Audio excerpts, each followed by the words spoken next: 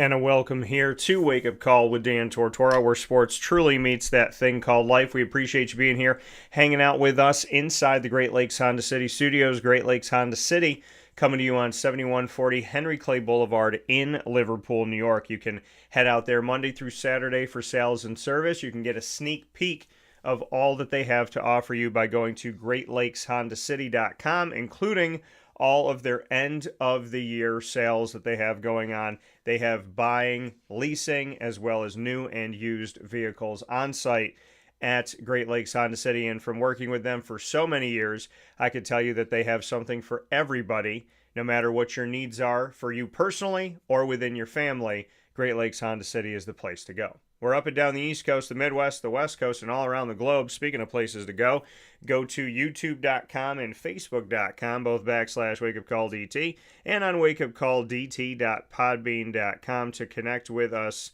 here where sports meets life. And we appreciate everybody, wherever you are, for being here on Wake Up Call with Dan Tortora. We have an awesome show set up here for you this morning. I am honored and privileged to have this gentleman start things off inside of Ma and Pa's Popcorn.com's What's Poppin'. We'll have Mike Washington Jr., Central New York alum, a CNS Northstar native. He went from Buffalo to New Mexico State, found his way to the SEC in Arkansas, and everywhere he went, he got better. And the more he challenged himself, he got better. And the higher the competition got, he got better. And I always look and I say, okay, did somebody rise to the occasion? But they rose to the occasion around what? He didn't just get better. He got better when the competition got better.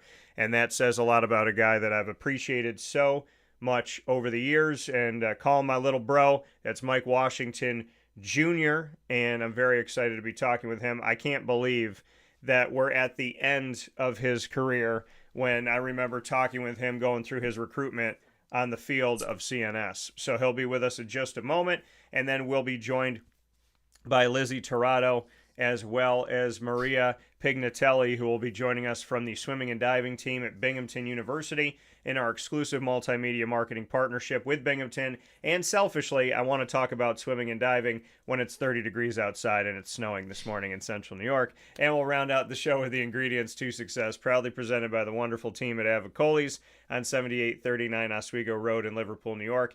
And the topic today is what you ingest, what you allow in to your body, not just physically, but overall. We'll talk about that in just a little bit here on Wake Up Call with Dan Tortora. But first and foremost, we are picture in picture with Mike Washington Jr. from Central New York to the SEC, CNS alum, Arkansas running back, and no big deal, just a 1,000-yard rusher in the SEC. Mr. Washington, how we doing? I'm doing good. Can't complain. Yourself? I'm doing very well, man. And listen, I meant everything I said. I don't say it if I don't mean it. And I mean, you genuinely have gotten better everywhere you've gone. I think you had the second longest carry in Buffalo history. Then you go to New Mexico State, and I'm watching you in a game literally power somebody into the end zone in overtime. And then here we are with a 1,000-yard rusher in Arkansas in the SEC. I mean, how do you get better when the competition gets better? Sometimes people look good when competition's not that good. You have only improved when those against you have also improved. It's just really just my competitive spirit. Even coming out of high school, I remember telling my parents like I want to go where the best of the best is.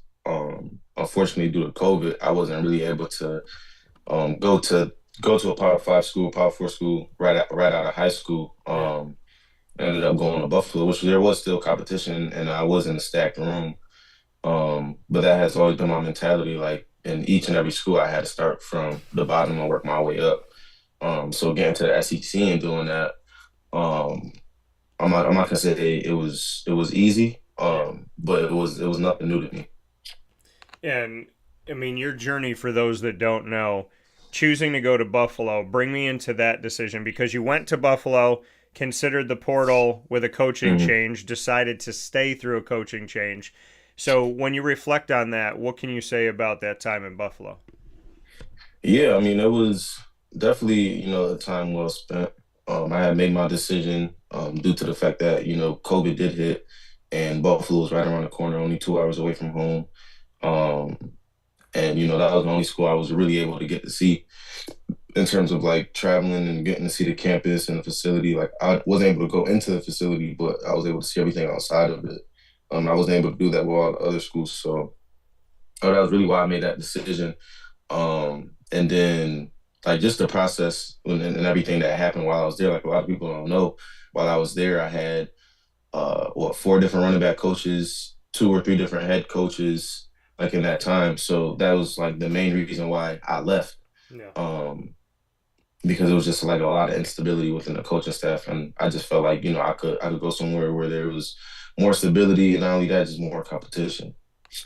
And when you went through that, you and I were talking about this off the air. I mean, you learned so early on how this is a business. How do you Mhm. navigate through that as such a young kid, a teenager, going through the fact, like you said, of having all these different running backs coaches, multiple head coaches in such a short amount of time to have three different head coaches and four running backs coaches? What did you learn about the business side of things, and how quickly did you have to kind of navigate through that? Yeah, well, in terms of the business side of things, like it is a business, and I had to learn that early on. A lot of coaches they get mad for players entering a portal, or fans they get mad for players entering the portal, but I look at it as the same thing as a coach leaving a school. Yeah.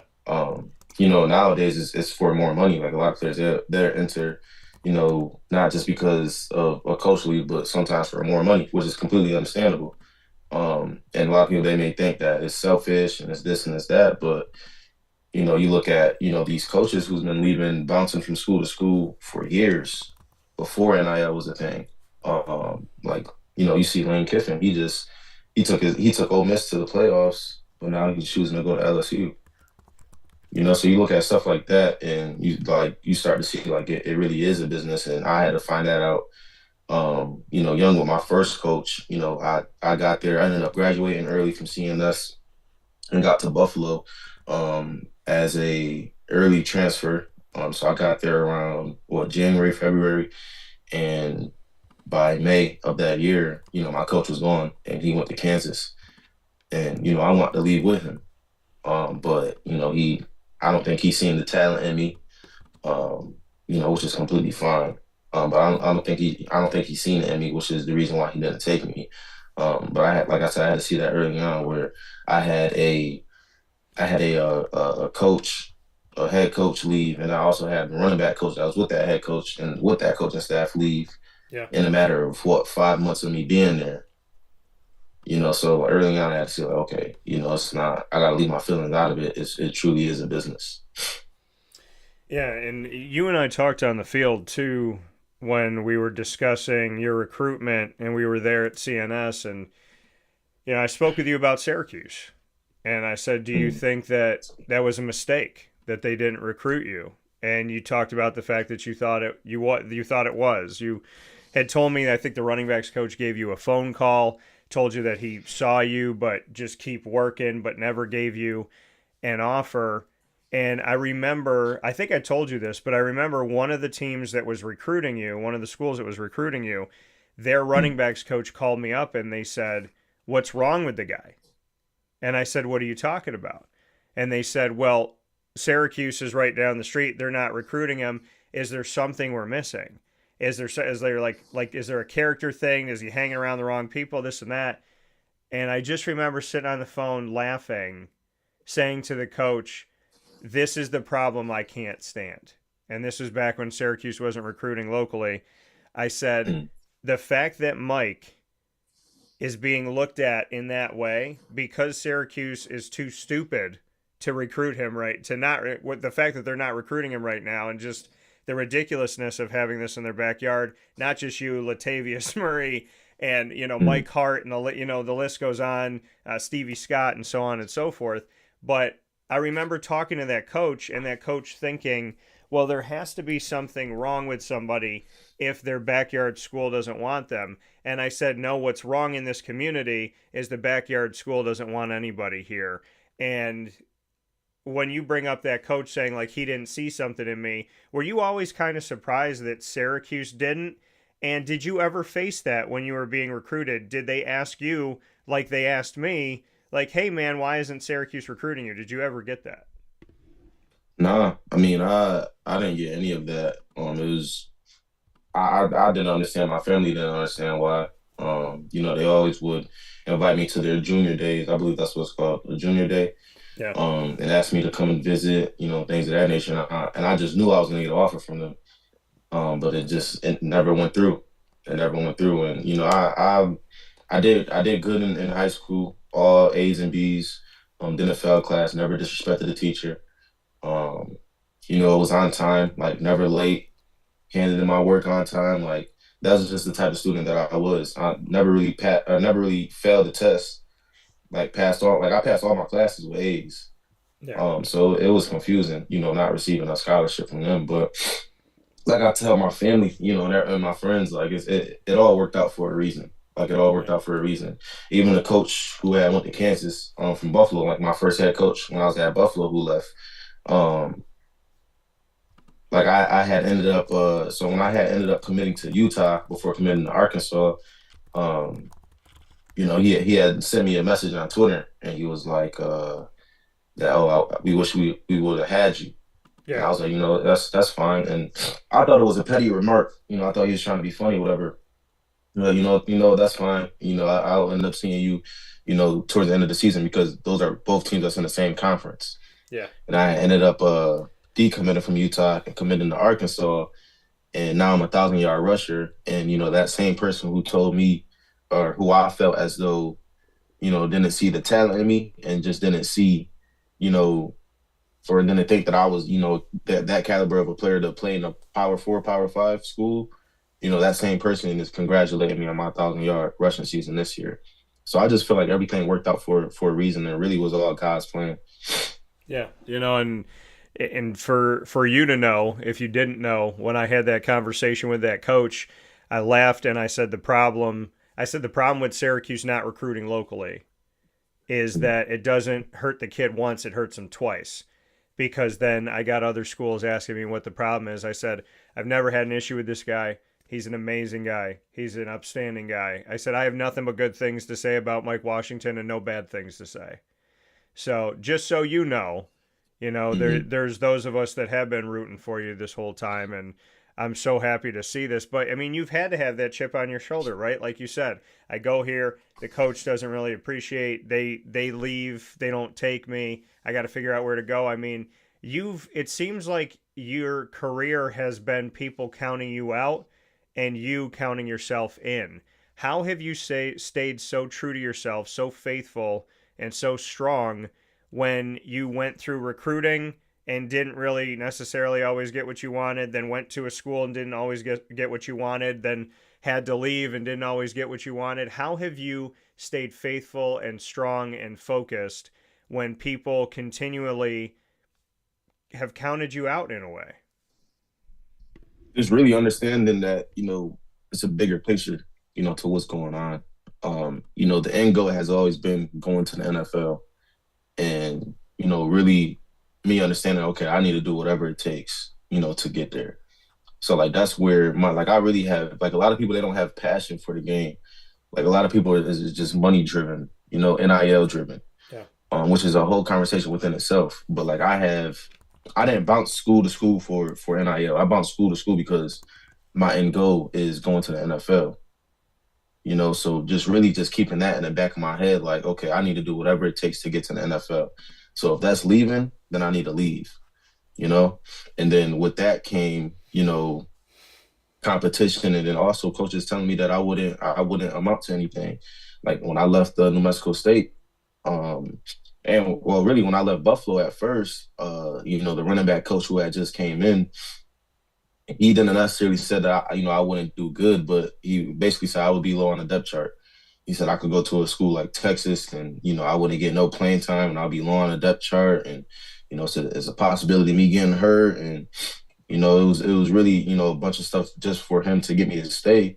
You know, which is completely fine. Like, and all those things, could definitely happen. Like, it has happened to different players. It's Yeah. definitely understandable. But like I said, like that was just outside noise for me. Like I said, I know I knew I probably wouldn't be able to get the amount of notoriety that I'm getting now at a G5 school. So I had just took that on the chin. Whatever he thought is what he thought, and I had made my way to New Mexico State, and even going there, um, I had competition with a friend of mine, the other running back, Seth McGowan. And, that's my boy. Like I just called him up yesterday, and we're like the top backs that'll be coming into this draft.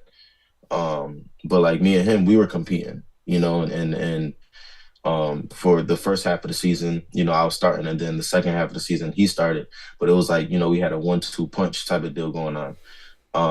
Yeah. And there's things, within that that, I'm not really gonna get into, but coaches, they still, kind of just played in my face, so which led me to, transferring and going to Arkansas. And Arkansas, the thing about Arkansas, like a lot of people don't know, like, so I committed to Utah. And when I committed to Utah, there's just a lot of speculation about another running back coming in. Mind you, like I was already like 100% committed. Like I wanted to play for Utah. It's actually been a school that I watched growing up, so Yeah. I thought it was a dope school to play for. When I had went there, everything was fine. Cool, coaches loved me. Like everything was dope. As soon as I left, they stopped. Like as soon as I committed and I left and came back home to Syracuse, they stopped picking up phone calls. I stopped answering messages. I'm seeing the people who I went on the visit with, I'm seeing them sign their papers and all that, and to be fully committed, I see them, sign their papers, and I'm just asking, okay, where's my like NLI, I believe that's what it's called, the National Letter of Intent. Like I was looking for that to sign that, and they were kind of just stalling along, and Arkansas ended up coming into the picture, and they're like, listen, we see that you haven't signed the papers, and you're not 100% committed. How about we get you out here and you see what you like, So I go out there and loved it. They put together a great game plan for me to graduate and possibly play. And the running back coach, he told me, he was like, we're looking for you to be the back. He was like, but you're gonna have to compete, which is something that I'm not used to at all. So going out there, I've even had, comments, I don't really like talking about this a lot, but people telling me to, threats of, taking my life, people telling me to, take my life, and, I'm only a 2-star, I shouldn't be on this team, and I'm not SEC caliber, and yeah, it was just ridiculous. So even working through that and, just not coming to that school, the SEC is different. So if you're not coming to that school with no notoriety or no type of politics to your name, then like the people who support that school are just they're gonna downplay you. No support whatsoever. So I didn't have any of that whatsoever. So like talk about really working your way up, and like I started off as a 3 on the depth chart, and I like really worked my way up. So by the time, fall camp hit, I was a starter. So like that adversity and, really that competitive spirit, like I said, I have a lot of passion, so it comes natural to me. But, a lot of that comes from the thought process of, okay, I need to do whatever it takes, for me to get to the league. So yeah, sorry I went on a long spill there, but yeah. No, I mean, listen, this is for you to tell your story here with Mike Washington Jr., Central New York to the SEC, CNS alum, Arkansas running back, and a 1,000-yard rusher inside of the SEC and beyond for Arkansas this season.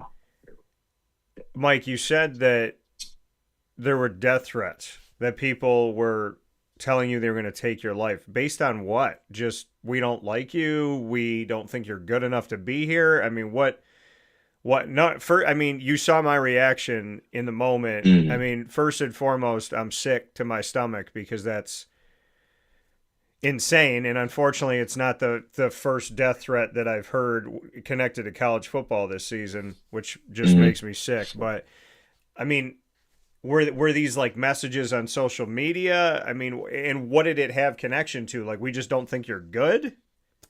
So it was so after the Memphis game, I don't know if the viewers watched that game, but I got the opportunity to, finish the game off on the last drive. I believe it was a minute left or 2 minutes left in the quarter, and they had no timeouts. And we was just running the ball. Yeah. Ended up getting to the goal line, and I fumbled. The coach told me not to score. He just wanted me to get the first down. I think it was like 2nd and 2, and I ran the dude over. And another dude came in and punched the ball out. So I got the first down, and another dude came in and punched the ball out. I was actually trying to go down so I wouldn't score, but somebody came in and punched the ball out, and we lost the game because of that. Yeah. So after that game, I got a bunch of DMs in my Instagram, telling me that I'm all hype, and I should have never. They should have never picked me up, and I should off myself. It was like really, really bad. It was really, really bad. But even before that, like I wasn't receiving death threats, but when I had actually committed, like a lot of people were just telling me like I'm not, like just texting me and stuff like that, my DMs, telling me that I'm not SEC caliber and I'm a 2-star, I shouldn't be here and they could do better. And I'm a great depth piece. So that's another thing that it was saying. I'm just a great depth piece. And yeah. So I mean, you got to have thick skin, and Yeah. you got to be strong. And Mike, you've endured so much, like we've talked about. Coaches saying something, doing something else. A school saying this, doing something else. Going somewhere, this is supposed to be the situation. It's not the situation. They don't believe in you. They don't think that you're worthy of this. They don't think you have this caliber. The fans, whatever. So, I mean, have you always had that thick skin? I mean, I've known you say it's so weird when I think about it, because when you and I first talked, you were just like this little kid. Yeah. And you know what I mean? And then like you came into the studio a few years ago, and I was like, who ate that kid, man? So like, but so I just, for me, I mean, I've seen you through so many years, and like I said, I consider you family. Like I'm sick to my stomach right now. I look forward to giving you a hug and reminding you that you got family all over. But I mean, have you always had the thick skin? If not, how did you get it? I mean, this world, it used to be that there were certain people like the president of the United States or the leader of any country, you got to Mhm. have thick skin, or maybe it was a head coach. But now with social media and everything, it's like broadcasters have to have it, players have to have it, officials have to have it. And now it's like random person down the street. I don't like your baby photos. Now they have to have thick skin. So Yeah. did you always have it? Did you have to get it? Bring me into that. Mhm. Yes, it's something that I had to get. And it really started off, at CNS, coming there. Um, I was a receiver, like, my story at CNS, receiver first, then turned running back. Through that transition, I had a lot of people, a lot of, so-called friends that I was cool with who were, running backs who, Yeah. just started to, talk, say I wasn't this and I'm not a running back. And why is he a running back? He shouldn't be playing. He should have this. He should have that. And it was hard. It was super hard because it was like it just kind of felt like everything shifted.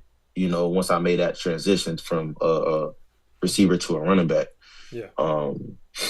People started to change. People parents stopped talking to my parents and things of that nature. It was like a lot of petty stuff going on. And thank God I had a great support system. Because without them, I probably would have lashed off on a lot of people. Um, Yeah. so I feel like it really just started from that. And then really just having conversations, with my father and just understanding like, I can't get emotional, like, or not necessarily I can't get emotional, but really I at certain times where you can be emotional Yeah. and certain times where you can't, especially just being a man, being a young man, like you can't move around and with an emotional headspace. So, really understanding that and just taking that along with me throughout, my college career, and just understanding like I can't be emotional. Like, and even with those death threats, like that's probably somebody who has nothing in life going on. Like for you to tell somebody to off themselves, like you really have to be at a low point in your life to do that. So really understanding that and really just praying for them, like, asking God to forgive them and understanding like, they probably don't mean that. They probably just, they're diehard fans, which is completely fine. It's completely fine. So yeah. Yeah, I mean, you can be a diehard fan, but there's something wrong in somebody's life when they're attacking somebody else. And I've always said that. Happy people, Mm, God centric, mm, happy, hardworking, like good people, they don't think that way. They don't say those things. I mean, dude, I've been talking about who's going to be in the college football playoff, and you should see the remarks that I don't even read them. I mean, mm, honestly, like every once in a while, there's like 500 messages. I might read one or two, and if it's respectful and it's not calling me a name, maybe I respond to it. But the other yeah. 498, I don't even read them. So, Yeah. I think, but looking at your story, you've always had the leg up, right? You've always been the person that said, listen, I got God first. I know what I'm capable of. I'm going to keep doing it. You built that thick skin. Bring me into this journey with God. How every time it was like, because you had to make a decision. Where do I go to school Mm, out of CNS? Now, mm, where do I go if I'm leaving Buffalo? Should I leave Buffalo? Where do I go? Now I'm at New Mexico State. Should I stay here or where should I go? Okay, now it's mm, Utah or Arkansas. Where should I go? So you've had to make these big time life decisions multiple times when it comes to college football. What has that conversation been like with God? And how have you felt his presence kind of push you in the right direction? it's crazy because I get this question a lot, especially with my parents. But I pray for discernment. Like whenever I'm making these decisions, like I spend a lot of time by myself, and with God. Um, and I just sit in prayer. I sit in prayer and I ask for discernment. I just ask for him to open up my spiritual eyes just so I can see, what's real and what's fake, because that's like the main thing that, in this profession or really in any profession, like you need to see what's real and what's fake, what's gonna benefit you and what's not gonna benefit you. Yep. Um, just really just understand that. So like, even with picking an agent. So I had to pick an agent and that process was crazy. A bunch of agents, calling my phone and, we could do this, we could do that for you. And like, and this is just an example. I had one agent fly out to come see me, and he had we had a conversation, and he, gave me everything that he could do for me and the things that he could, things that he can do for me, the connections that he have, this, that, and the third, right? Yep. And I just seen a dark cloud over him. So like he's like one of the best agencies in the game. Like they done did about 44 contracts. Like this is a top tier agency. They put people in the league, you know. And he flew out to me, but I just seen a dark cloud over him. So the whole time I'm talking to him, I just see a dark cloud over him, and I just can't get over that. I can't even really process everything that he's saying because I see a dark cloud that's behind him. Yeah. And before that, I had prayed for discernment, prayed for God to open my spiritual eyes. So like that's just one example of God just letting me know, okay, nah, this isn't for you. This is not for you. And like I said, that's one of many examples that the relationship that me and God had. I done spoke to him about plenty of things, plenty of things. I had to let relationships go, that just wasn't serving me. Relationships that I thought I was gonna marry that person, Yeah. but I had to let it go because it just, God told me to. It was just in my heart. I asked God for discernment, and He told me I had to let that relationship go, and that's exactly what I did. So like it's a relationship that I've built with God, really, since I was a young kid. Just it being instilled in me that He'll never let me down, and that's been one true thing about my life. He has never let me down at all. And you talking about, and I love that, but you talking about that, it reminds me of the last time we were in the studio talking with each other. And it also reminds me of a conversation of, strength and conditioning trainer Pete Moore at CNS, where the last time Mm, he was in my studio, we talked about God like 97% of the conversation. And then we talked like a little bit about, sports and whatnot. mm, But what you say, some people might be like, wait, what do you mean? Like you prayed to God and he put a cloud here and he did this. And it was like, I tell people all the time, there was a girl that went to we had just started dating. She went to my Mm, front door. It was 8 days into us dating each other, and she's like, "I'm leaving. I'm going to do this," making all these threats. mm, And God literally came down my stairs, went into my ear, and clearly said to me, "Then let her leave." mm, And I told him, "Nah, I got it." And I saw him lean back and go, "Yeah, okay, okay." And then I went through mm, 5 weeks of hell.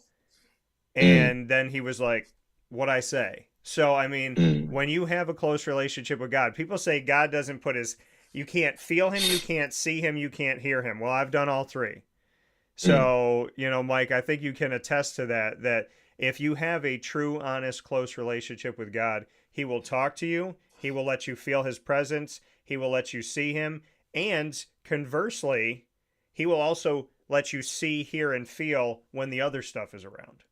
mhm. Yeah. No, definitely, definitely. And like I said, that's the relationship that I've had with him. Like you just said, he'll let you see and hear and feel when the other stuff is around, and that's exactly what he has done. And that's how I've been able to decipher and understand like the moves that I need to make to get me to this point. Yeah. I love it. Mike Washington Jr. here with me this morning. Mike, I'm going to read through your history for those that don't Hmm. know. Okay. 2021 Buffalo, 23 carries, 132 yards, 5.7 yards a carry, and a touchdown. 2022, 150 carries, went almost 130 carries more the next season, had 625 yards, still had over 4 yards a carry at 4.2, 7 rushing touchdowns. 2023 at Buffalo, 90 carries, 362 yards, 4 yards a carry, 2 touchdowns. Then he goes to New Mexico State last year in 2024, 157 carries, 725 yards, 4.6 yards a carry, 8 rushing touchdowns. And this year in the SEC, the most carries he's ever had in college, 168. The most yards he's ever had, 1,068. The most yards per carry average he's ever had, 6.4. And he matched last year with 8 touchdowns. So that has Mike Washington Jr. in 5 seasons in college football with an average of 5 yards a carry, halfway to a first down, 2,912 yards rushing. If you add in his receiving yards, he had over 3,000 yards from scrimmage in college to go with 29 touchdowns. So we're talking about almost 30 touchdowns, 3,300 plus yards, an average of 5 yards a carry, and his most successful season was in the SEC. Hey, Mike, I think you proved people wrong. Yeah, yeah, and that was the goal all along. That was the goal all along. Prove people wrong. Like I just sit back and I smile. Because the same people who doubted me are the same people congratulating me. Same people who were in my comments, like I said earlier, making death threats. Same people congratulating me. Saying that I'm gonna go to the league and this NFL team is gonna draft me and that NFL team is gonna draft me. So, like I said, it was God all along. All I could do is really just thank my Lord and Savior Jesus Christ. Yeah. And who are we if we can't do that at all times, even when it's not going well?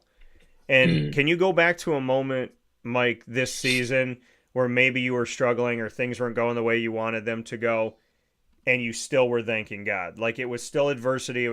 There was adversity. There was struggle. Something didn't go right either with football or school or personal or whatever, and you still got down on your knees and you said, "Hey, God, just like I'm going to thank you for being a 1,000 yard rusher, I'm going to thank you in this moment where I maybe don't understand your plan." Hmm.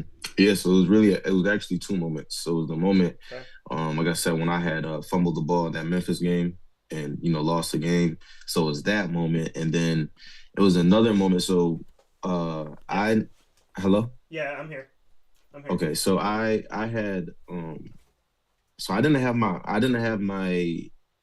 not graduate. I didn't have my degree when I had first came to Arkansas, and that was the whole plan for them to get my degree and like also be able to play. So like that was like the main reason why I had committed to Arkansas. Um, so coming to Arkansas, I had to take classes that I had failed like my first year of college. Yeah. It was like a chemistry and a stats class. Like it was just super hard, my first year of college, and I didn't really use my resources or take advantage of my resources around that time. Um, so I those were classes I felt that I had to retake. So retaking those classes, which was in this past spring semester, um, I had in order for me to play this season, I had to pass all my classes and I had to get my degree to be eligible. Yeah. So throughout that whole time, um, going to the SEC, just going to the SEC is different. The parties are different. You know, meeting new people, like all of that is just different. So throughout that time, like I had, got asked to go to parties, to do this, to do that, and I just literally just sat in my apartment and I just studied and did work. And throughout that time, it was multiple times where I just felt like I would have anxiety attacks because in the back of my mind, I'm just like, yo, if I fail any of these classes, I can't play. I'll be just be coming here for no reason, and my NFL dreams and my NFL hopes are over. So just around that time, like that's like the time where I like really locked in on trusting God and just seeing a bigger picture and just staying the course, like just not letting up at all, not letting up on my schoolwork. Coming to practice. It was days where I felt like, okay, I may be doing this for nothing. Like I may just be coming to practice working out for nothing because if I fail this class, it's over with. But my parents, they did a great job with just supporting me and Yeah. letting me know like however this goes, because it was hard classes that I was taking. Like these weren't just any pushover classes. These were hard classes because it was to finish my degree in public health. But my parents just did a great job of just letting me know like however this goes, and we don't think you're gonna fail these classes. We don't think you're gonna do that. But however this goes, we want to let you know we are still proud of you. Like we're still proud of you, and whatever happens, we know you're gonna make the most of it. So yeah. Well, and and the thing is you work through it. You got through those moments. You had all that stuff going on, and they always say it, Mike, that you have no idea what someone else is going through. So while Mm-hmm. somebody's saying you're not this and you're not that, and writing you these messages and sending you DMs and mocking you and attacking you and all this stuff, here you are studying, doing everything you can so you can be eligible, so you can get on the field to play for the team that person cheers for. So you're doing all this Mm-hmm. stuff to actually be something positive that ends up being something positive for them, and they don't see what you have to go through. And I think that's the school side of it is something that you don't hear anymore. You hear name, image, and likeness. You hear money. You hear free agency and all this stuff, but you don't hear the school side. So just how Mm-hmm. important school is to you, how important your degree is to you, and what you want to Mm-hmm. tell people, because they say that they say that college athletes don't go to class. They say college football at the FBS level really doesn't care about Mm-hmm. anything. And they definitely say the SEC is about football and not about school. So you Mm-hmm. lived the opposite of all those things. What would you like to share with people about Arkansas, the SEC, and the fact that you're a student athlete that was very focused on making sure you stayed eligible and got your degree? Well, don't get me wrong. The SEC is about football. I mean, you just being real with you. Just you look at the history of SEC, like that's what it's all about, just football. And you look at the amount of national championships the SEC have. Like, yeah, the SEC is about football. Like, don't get me wrong. Um, but I feel like it's crazy to say, oh, they don't care about academics and school and class or anything. Yeah. Um, like you can't play if you don't pass your classes. And that's an NCAA. That's like an NCAA rule. Yeah. So that's with all sports within the NCAA. In each conference, like that's within every conference. So like that's a false statement, to say that like academics is super important. If you don't pass your classes, you can't play. Like your first few years, or your first 2 years, yeah, you could fail. You probably could fail as many classes as you want. You probably could just pass what one or two classes, honestly. Really your first year, yeah, your first or 2 years, you can do that. But the thing about that is it'll come to bite you in the back, once you're ready to graduate, because you have to get a certain amount of credits to graduate. And in my case, I had to have a certain amount of credits to graduate also. One, because I had transferred, and when you transfer, your credits go back. Yeah. So like you don't all your credits don't transfer. Um, so yeah, like, I feel like that claim is, to say the SEC is, just about football and no academics. Like I said, the whole NCAA, like you have to have a certain amount of credits to be eligible, and you have to have a certain amount of credits passed to play. Yeah, and being in a conference that is all about football, I Mhm. mean, how difficult is it to balance everything? Like, what is a typical day for Mike Washington Jr. during the season? Like, bring me through wake up to go to bed. I want people to Mhm. hear what your schedule is actually like During the season or off season? during the season. Okay, yeah. So during the season, wake up for me is normally around 7:30 o'clock, or 7:30 a.m. Okay. And no, sorry, 7:15 a.m. And we have weights at 9 a.m. So I normally wake up around 7:15, go to the facility, get treatment, get ready for weights. Hit weights at 9 a.m. After that, I normally go to get more treatment, and then go get breakfast to get something to eat, and then I go to another place to get more treatment for, like, it's like red light therapy, cryotherapy, um, massages, what else? Chiropractic work, ankle stability work, and that lasts me for about probably like a good hour and a half. Um, and I think that leads me to lunch, and then right after lunch, we have practice around 3:30. So we have practice around 3:30, but meetings start at 2:10. So I get ready, I get treatment, get taped up, then get ready for meetings, go through meetings, then head through practice. Practice is about an hour and a half, so we're done probably around 4:30, 5 o'clock if everything goes smooth. The latest we get out is probably like just before 6. And then after that, I probably get a little more treatment uh after practice, and then go home. And that's really my day. That's really like the last bit of free time I have. It's like around 6, 7 o'clock. Um, yeah, that's pretty much it. So where does like study hall, classes, homework, where does that all fit into that day? Really, so I'm a graduate now. I'm working on my master's. Yeah. And it's a little weird to say, but my master's is easier than my undergrad work. Yeah. So I get most of my work done after a football game, like on a Sunday, like when I have nothing going on. Like I just do most of my work, and then like my chill time, I only get like a few hours of chill time Yeah. after practice. So if I'm not talking on the phone with my mom, my parents, catching them up, I'm probably just playing the game. This man's got a system. So I'm gonna read Yeah. something off to you, Mike. Okay. Let's take everything you've already done and let's kick it up to the SEC as a whole. Okay. Okay?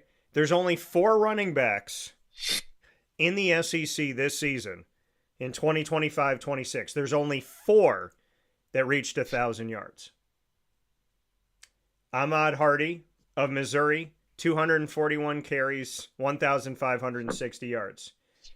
Kewan Lacey, Ole Miss, 258 carries, 1,279 yards. Jaden Baugh from Florida, 220 carries, 1,170 yards. And Mike Washington Jr. of Arkansas, 168 carries, 1,068 yards. 4 running backs in the entire SEC, the toughest conference in college football. 4 running backs, 4 teams of 16 schools that have 1,000 yard rusher.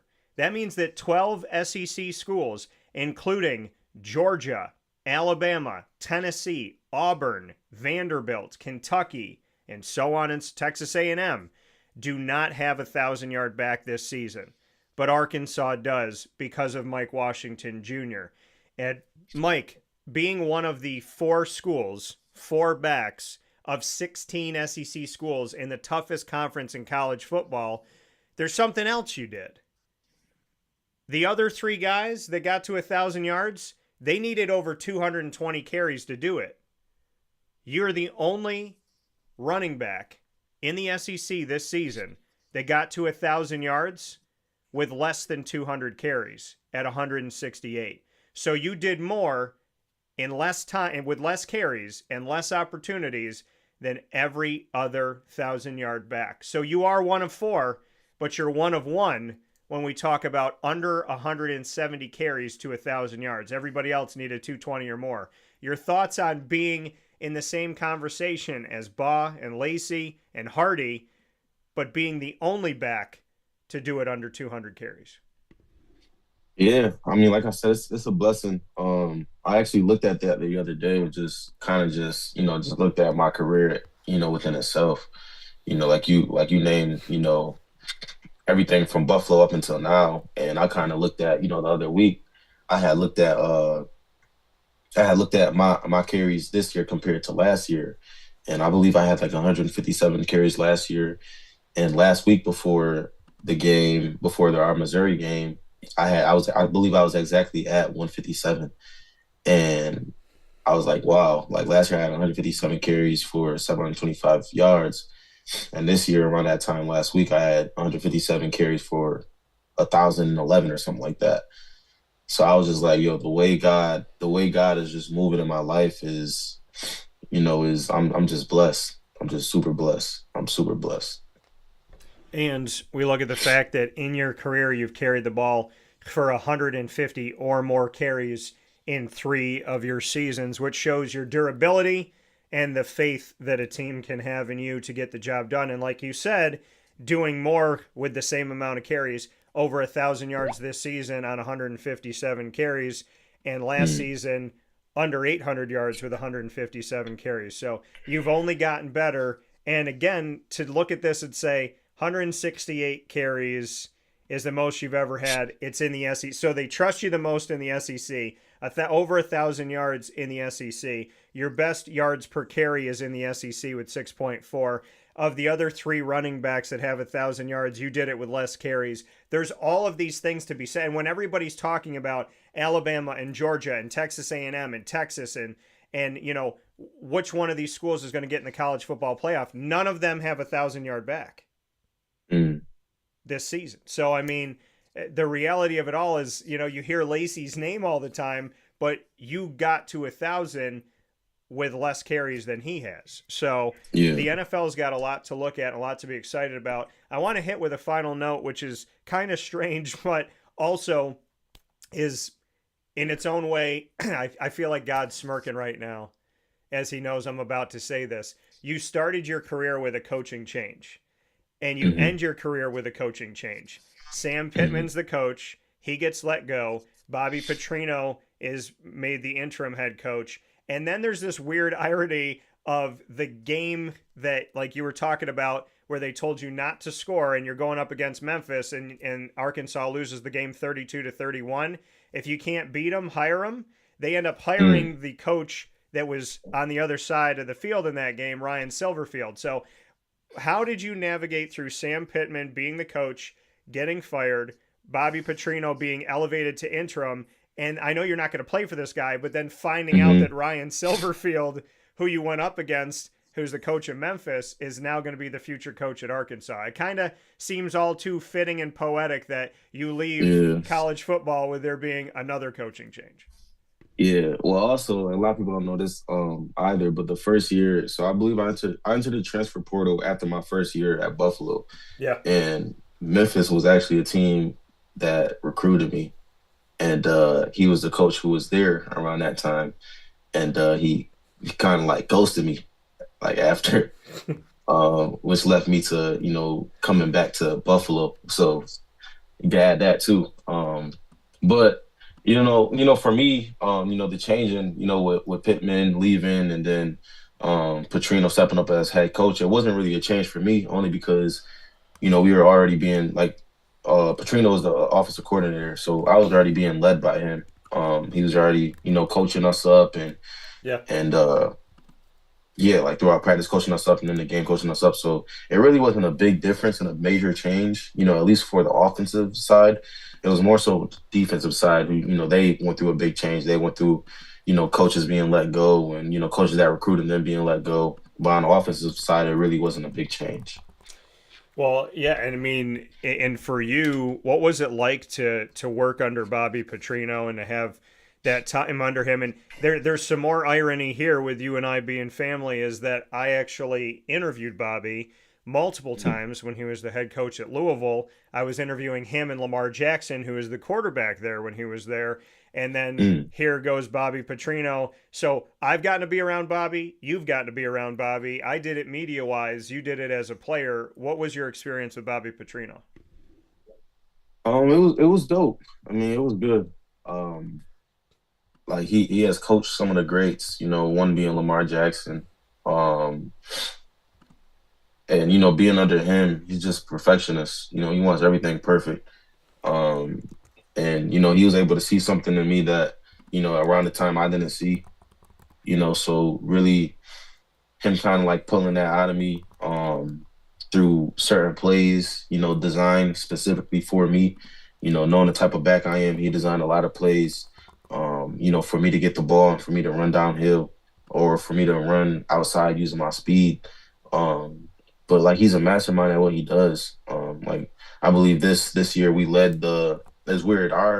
We have the worst record in the SEC, but the best offense in the SEC at the same time. Um, I believe we have the Russian. We're number one in the Russian, and I believe we're like top five in passing. So we have that's the crazy thing. Like we have a playoff caliber offense. And it really was all because of obviously our talent, but really all because of him. Like like I said, he's a mastermind, a perfectionist at what he does. Yeah. And it's interesting, like when you talk about it, that there are teams that have one side of the ball really well, but if Mm. it's not all clicking and you're not playing complementary football, somebody might look very easily at a record and say, "Oh, look where Arkansas is," but not looking at, like you said, where they stand offensively. Before I let Mm. you go, Mike, you're heading to the Senior Bowl. Bring me into the Senior Bowl invite. What you're excited about? It's like an all-star game, right? Because you get to play with Yeah, people from other teams. So, just what the yeah. timetable is of you preparing. I know you're going to be down in Florida, so bring me into what's coming up with the Senior Bowl. Yeah, so the Senior Bowl, I believe, is January 13th. For those of you who don't know what the Senior Bowl is, basically, um, only 145 players get picked to go to the Senior Bowl. Out of the whole college football, out of really everybody in the U.S., the whole like everybody who plays college football, only 145 people, get invited, and within that, it's a week of practices and a game on Saturday. And really the best go to the Senior Bowl. Like a bunch of people who you see in the league that's in the NFL right now have most likely played in the Senior Bowl. Um, so it's really a great celebration. My parents was telling me about it. Like that's a great accomplishment that you've done. Out of everybody in college football, only 145 people gets picked, and you got picked to go. So that's dope. But yeah, 32 teams out of all the NFL teams, go there and they really scout, top talent because this is where the top talent goes. So throughout this process up until January 13th, I'll be going out to Florida to train, and it's really combine training. But up until the 13th, I probably will just be getting treatment done and just keeping my body intact. Um, and yeah, so I'll be doing combine training and keeping my body intact, and then we'll be getting ready for the Senior Bowl. Well, massive, massive congratulations. Huge opportunity. Like you said, 145 college football players in the entire country get invited to this. You got the invite. You will be there. I'm excited for that. And I do want to say something before I let you go, Mike. I was talking about you recently. It was funny because you and I were talking off the air, and I said somebody was Mm. like, "Hey, you should talk to Mike Washington." He's like, "What? They don't know?" But you had said to me and I love this because this is just who you are. It speaks to your character, and I want NFL teams to know this. Whenever you're coming home, and I'm like, hey, Mike, because, every summer we try to do an interview, and I'd say, hey, Mike, I want to do something with you. Do you want to do it on Zoom? And you said, no. I want to come to the studio. I want to come to the studio. Mm-hmm. I want to make sure I'm in the studio. And so the next time you come home, let's make sure you're in the studio and that we're sitting here. But you've always been good to me. You've always remembered me in this journey. And, I love that. I love that about your faith and about your heart and the type of human being that you are, is that you have grown as a person, you've excelled, but you don't forget people along the way. And I just want to really tell you that's probably my favorite thing about you, is your faith in God and the fact that you never forget anybody. And it makes me a little emotional because I value you, Mike, and I'm really excited to see what's going to happen with you, but I'll be with you every step of the way. Yes, sir. I appreciate that. I really do. So that coming from Mike Washington Jr., I can say I believed in that guy from the beginning of the beginning. And now look at this man cook. So excited for what's going to happen. Mike, the best is in front of you, but congratulations for being one of only 4,000-yard backs in the SEC and one of a few in the entire country that can say they've made it to 1,000 yards, and the only back in the SEC to do it with under 170 carries. All the other guys needed 220 or more. So shout out to that back, Razorback, Mike Washington Jr. Mike, I look forward to talking with you soon. You and I will be in Florida at the same time, so maybe we'll catch up there. But all in all, I say God bless as always. My best to your family, and I can't wait to see you. Yes, sir. Thank you for having me. Thank you, sir. Have a good day. Yep, you too. See you. That coming once again from Mike Washington Jr., who we say God bless to him and his family. We're going to take a quick step aside for a fast break. When we come back, we will have the all-new edition of the Bearcat Breakroom, which will be featuring swimming and diving once again. Lizzy Tirado is going to be joining me, and I will also be joined for the first time by Maria Pignatelli, who will be joining the show as well. So coming up in just a moment, we will have yet another edition of the Bearcat Breakroom in our exclusive multimedia marketing partnership with Binghamton University. Stay with us. And now a message from Myers Creek Brewing Company, with locations at their Cazenovia Farm Brewery, Syracuse Inner Harbor Taproom, and soon-to-be Lake Placid Taproom. Well, I think first and foremost, the Feldmeyer family and our team are extremely passionate about what we do. We care very much about what we do. The Feldmeyer family is always investing. Our taproom management team, our brew management team, our marketing management team, and all of the team members that get after it every day, they leave it on the field. They put their heart and soul into it. I know for a fact that everyone that works at Myers Creek wants to be there, and we want them to be there. We want them to feel good about their job. And again, if you've never been to a Myers Creek, especially to the brewery, I want your eyes to open really big. I want you to see how big of a brand this is. I want you to see where we're going. The sky is the limit, and I feel very proud of that, and I'm very excited about that.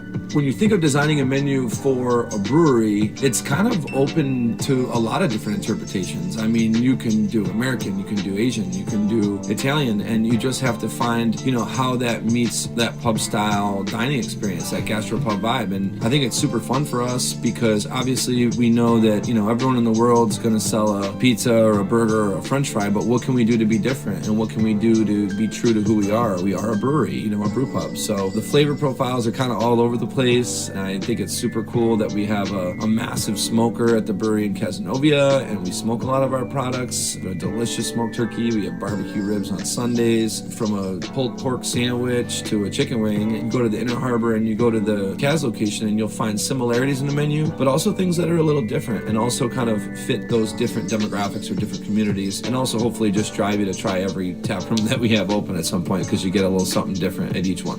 We understand how hard it is to, work every day and get after it every day, and when you're done at the end of your day, you want to go out and put your feet up in a good ambiance and good environment. So we take pride in that. We make sure that everyone knows that they're very much valued to us.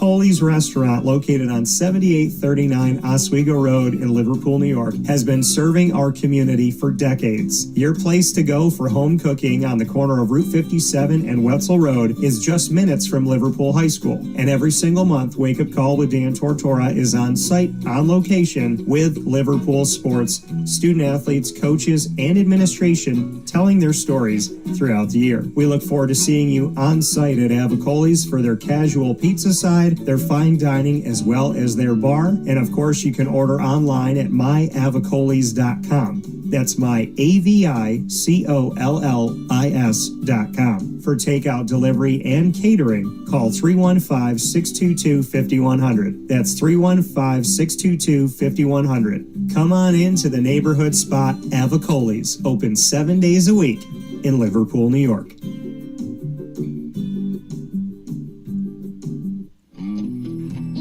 K9 Campground Dog Boarding is your home away from home for your furry-loving friends. Open 7 days a week with drop-off and pickup times in the morning and later on in the day and early evening. K9 Campground Dog Boarding is the spot to trust with your dog for short and long-term stays. Call 315-299-4013 for more information. That's 315-299-4013, and go to k9campground.com as well. That's the number 9, KAMP ground.com, where you will find all of the information on their different cabins, which include the classic cabin, executive cabin, grand cabin, and luxury cabin. K9 Campground Dog Boarding, where your dog will have indoor and outdoor areas as well as their own private cabin for any size, any breed, as well as dogs with different needs. Dog parents and dogs alike choose K9 Campground Dog Boarding. Isn't that right, Lily?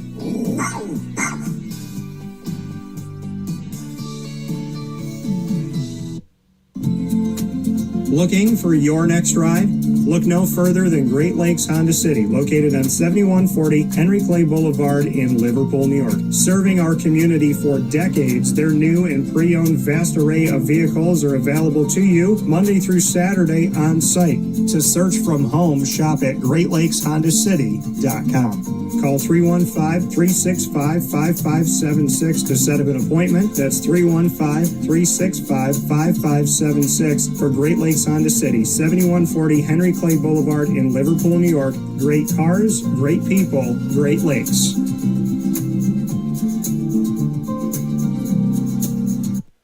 And welcome back here to Wake Up Call with Dan Tortora, where sports truly meets that thing called life. We appreciate you being here, hanging out with us inside the Great Lakes Honda City studios. You just heard from Great Lakes Honda City, and you can go and visit them Monday through Saturday for sales and service. And, of course, let them know the DT sent you. You can get a sneak peek by going to GreatLakesHondaCity.com. I am honored and privileged to be able to have this conversation. So happy to be here with you in another edition of the Bearcat Breakroom. And, of course, in this Bearcat Breakroom, I have Maria and Lizzy. Lizzy's back on the broadcast, and so she already knows what's up. Lizzy Tirado here with us. And then we have Maria, and I'm going to see if I can say it like a true Italian. We got Pignatelli over here with us as well. So we have Maria and Lizzy of Binghamton Women's Swimming and Diving for the Bearcats in this edition of the Bearcat Breakroom in our exclusive multimedia marketing partnership with Binghamton University. Ladies, good morning, and how are you? Morning. Good morning. We're good. How are you? How are you? I'm doing very well. So, Lizzy, did you give any advice to Maria? Did you tell her to get her rapid fire questions ready? How did you prepare Maria? I actually did. It's so funny you said that because when we were waiting, she was like, okay, so how does this usually go? And I was like, oh, he's going to like ask questions about you, the team, and then there's like the rapid fire. And that's where you can get all creative and ask him like any kind of questions. And then she was like, okay, like I have to like start thinking. So Maria, do you have, you can't say them yet, but have you come up with at least one or two? I have at least one or two, but I think they need some improvement. So I'm going to have to think on it throughout this. All right, fair enough. Well, Maria, I'm going to start with you here. We've gotten to hear a little bit of Lizzy's story the last time she was on. So I'd love to get your side of it. Like, how did you jump into the true world of swimming and diving? What put you in the pool? Was it like family as a like my mom was like, I'm in diapers, I'm just born, she's like, get in the water. So what was your experience like with swimming? Was that a you thing? Was it family getting you involved? How did you start? I guess I would say I have a similar experience. Like when I was really young, maybe three-ish, I was doing like lessons at the YMCA. And then I continued there for a little bit and then started to really like it. So then I started doing club. And then I just kept going throughout with that. So when did you know that this was your thing? That this was just that this is my sport. This is where I gotta be. I gotta be in the pool. I gotta stay warm when it's cold outside. Like what made you kind of jump into this world full on and say, I know that this is my thing. This is my sport. Honestly, from a pretty young age, like probably at the YMCA, because I want to say I tried out a few different sports, but not like for a club or anything. But this was the one that I really stuck with. So I would say probably because I started club when I was 9, so maybe like sometime around then. Okay. So like 9 years old. Lizzy, for you, I mean, we've gotten to hear your story here on the show, but to add something to it for you, was there a moment that you kind of hit a crossroads in the world of swimming and diving where you're like, I really got to figure out if this is my thing? Like, did you ever have a moment of, here I am at this fork in the road, am I going to stay with it or am I going to go elsewhere? Did that ever happen? Yeah, actually, when I first started diving, I got into diving through this camp called Future Stars at Purchase College. But at the time I was still a competitive swimmer. I was still swimming. So I tried to balance both of them at the same time. And it was really unrealistic because both sports require a ton of time and it's so hard to do both of them at the same time. It's like you have to pick one. So I tried to do swimming and diving for like about a month and it took a lot out of me. And then I was like, I need to make a decision. At first, like I was so new to diving. My parents were like, maybe you just like stick with swimming. But I was like, I don't know. I really have a heart for this. Okay. And they trusted my gut and my intuition. And then I chose diving. And then now here I am. So, Well, Lizzy, I want you, since you're sitting next to a swimmer, I want you to sell me that diving is better than swimming. oh, I have to think. Um, okay, I guess, diving, you're not panting out Yeah. of breath. You don't really throw up unless you're really nervous, not after like a set. Um, you get to constantly learn something new every day. A little bit more social interaction because you're Yeah. not like constantly on the wall. You're not like you're waiting online, so you have the opportunity to talk. I have to say too, like if you like heights, like it's great. It's like you're like free falling. It's like kind of fun. And I feel like on the flips too. Yes, and flipping, and like we get to do like the tramp, the dry land. I guess So, that's my pitch. so the pitch is free falling, no panting, not throwing up, more social. Maria, sell Lizzy and I on why swimming is better than diving. I guess you can do all 4 strokes.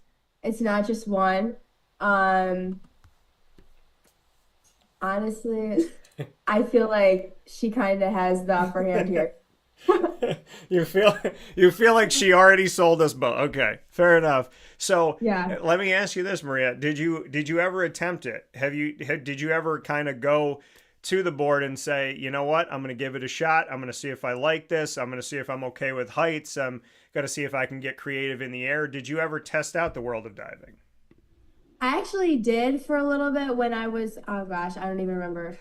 Probably like sometime around 9. I did like a summer camp like that was focused on diving. Yeah. And I did actually really like that, but I just didn't end up continuing with it. But not anything since then. So early on this season, I was actually at your meet that was at Nottingham High School. So I had the opportunity to go out there, get to see it, get to see the Nottingham pool for the first time. And, obviously saw the Binghamton bus on the way, that massive Bearcat bus. So when you do get to travel and you do get to go to different events and whatnot, what can you say to some of the pools you've been in, some of the things that you've seen? I want to hear from both of you. Maria, I'll start with you on this. But just what the experience is like to go on the road in the Bearcat bus and get to see some of these pools and kind of get acquainted with them, and maybe what's your system? Like, do you have to get there? Does the team get there early and you have certain things you have to do to get comfortable in the pool? I'd love to get your thoughts about life on the road. I'll start with you, Maria. Okay, yeah. I feel like it's honestly kind of enjoyable because depending on the meet, like if it's just a dual meet, we'll typically just go up that day. But if it's like a bigger meet like the invite like we just had, then we're normally there like a day early and you can kind of get like a practice in at the pool the night before we actually have to start competing, which I feel like is nice. I also prefer to have some more time at the pool before I actually have to compete because then there's like time I can like really take my time with a good stretch and like take my time in the warm up and I don't have to feel rushed. So I feel like I like that aspect. And I also really enjoy like just seeing the different pools. Because like certain ones have certain like features that are like different from others. But yeah, I feel like I do enjoy it traveling. Lizzy, for you, is there a system once you get there? Do you have to get acquainted? Like, hey, I don't know this pool. I don't know this board, so I'm gonna just kind of act out what I'm gonna do. I'm gonna get a feel for this. Maybe just some simple things of just how it feels on there. Maybe go up to the board itself and just kind of be on it for a minute to set yourself. I mean, does it matter? Does it mean anything to you, or do you feel like, yeah, like I definitely have to get a sense of the mechanics of this pool before I go do my thing? Yeah, so for dual meets, we typically only have an hour to warm up. So Okay. it sounds like a lot, but it's actually super short. Yeah. Um, and we have to warm up two boards. So, anytime that we're traveling, I like getting to the pool definitely before the warm up time because it's just, I need to stretch, especially just sitting on a bus for that long. Yeah. Um, Stretching, just like making sure I'm like wrapped everywhere, like my tape, maybe like eating a little snack before. And then usually when it's time for us to warm up, we only have an hour, right? So we do like, well, first you have to pick which board you like. So you kind of have to like jump on both of them and maybe do like a jump. And then you're like, okay, I like this board, I like this board, because you have to choose a 3 meter and a 1 meter. Yeah. And then yeah, and then you do like one of each usually, or maybe two if you have time. But I definitely like the away meets because it like switches up the vibe, and I feel like it makes it just more exciting. And it also, I feel like it's good preparation for champs too, because it's like you're used to traveling and competing and how to handle your body when traveling and how to take care of your body. But yeah, that's usually what we do once we get to the pool. When you are traveling and you talk about like different things you have to do once you get there and getting taped up and all of that and getting comfortable, but when it comes to nutrition, when it comes to sitting on a bus for a while and whatnot, I mean, there's all these things with your body that you have to make sure you're taking care of, and obviously it's trial and error. So what have you learned about yourself, Lizzy, when you are traveling that you have to do? Is there a certain way that you sit on the bus or lay on the bus? Are there certain things you make sure to eat? Are you constantly drinking water? Like, bring me into what you're doing so that when you get off of the bus, your body is in the best position it can be in to go after it. Yeah, so usually when we go to dual meets, we get bagels. Yeah. The team uses bagels, so I usually have like a bagel on the bus, and then I obviously like I bring snacks. So I really like smoothies, so like I'll bring a smoothie. Like the Bolt House brand, those are really good. Okay. A lot of fruit just for some quick carbs like banana. I like those like that's it bars. And we also have a snack bag too Okay. that we bring for like our away meets, and it has like protein bars and like Drizzlicious, those rice cakes. Those are so good if you ever had them. Drizzlicious is like the best. And so And what was that again? Which one were they? Drizzlicious, Drizzlicious. they're amazing. They're like rice cakes, like little, Okay. right? Is it like Yeah, a yeah. rice cake? And it has like a frosting on top. They're so good. Okay. Get to know That's like something Drizzlicious. What's the company? Do you um know? I Do don't not. know, but they have them at like pretty much all the grocery stores. Okay. It sounds like something that I've had before, but it may be a little bit different. I'm just trying to get you an NIL deal. That's why we're talking about it a little bit more. Oh my gosh, that would be a dream. So We so love that. so Maria, for you, what's the regimen? What's the food intake? What's like the body positioning on the bus and all that? Because these are things that people never talk about, right? They never Right, yeah. discuss like what do you need to do for your body? How do you keep your legs? How do you keep yourself strong? How are you dealing nutrition wise to make sure you have what you need to sustain yourself, because you're not just eating to eat, you're eating to systematically have your body prepared for something. So bring me into kind of your regimen. Okay, so normally the night before, or like I guess the day before, I try to like make sure I'm like having some fruit and like some protein and stuff, and then I normally have some electrolytes at night. And then like the day of, like when we're leaving, I normally have a bagel, and then I like to stop and get like Dunkin' or Starbucks. And so I normally get like a drink and like some other food from there too.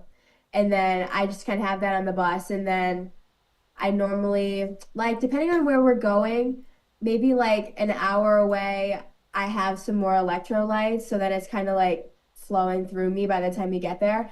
And then I also just have some granola bars, and like sometimes I use the snack bin, um, and like just trying to make sure that I'm staying hydrated throughout the day.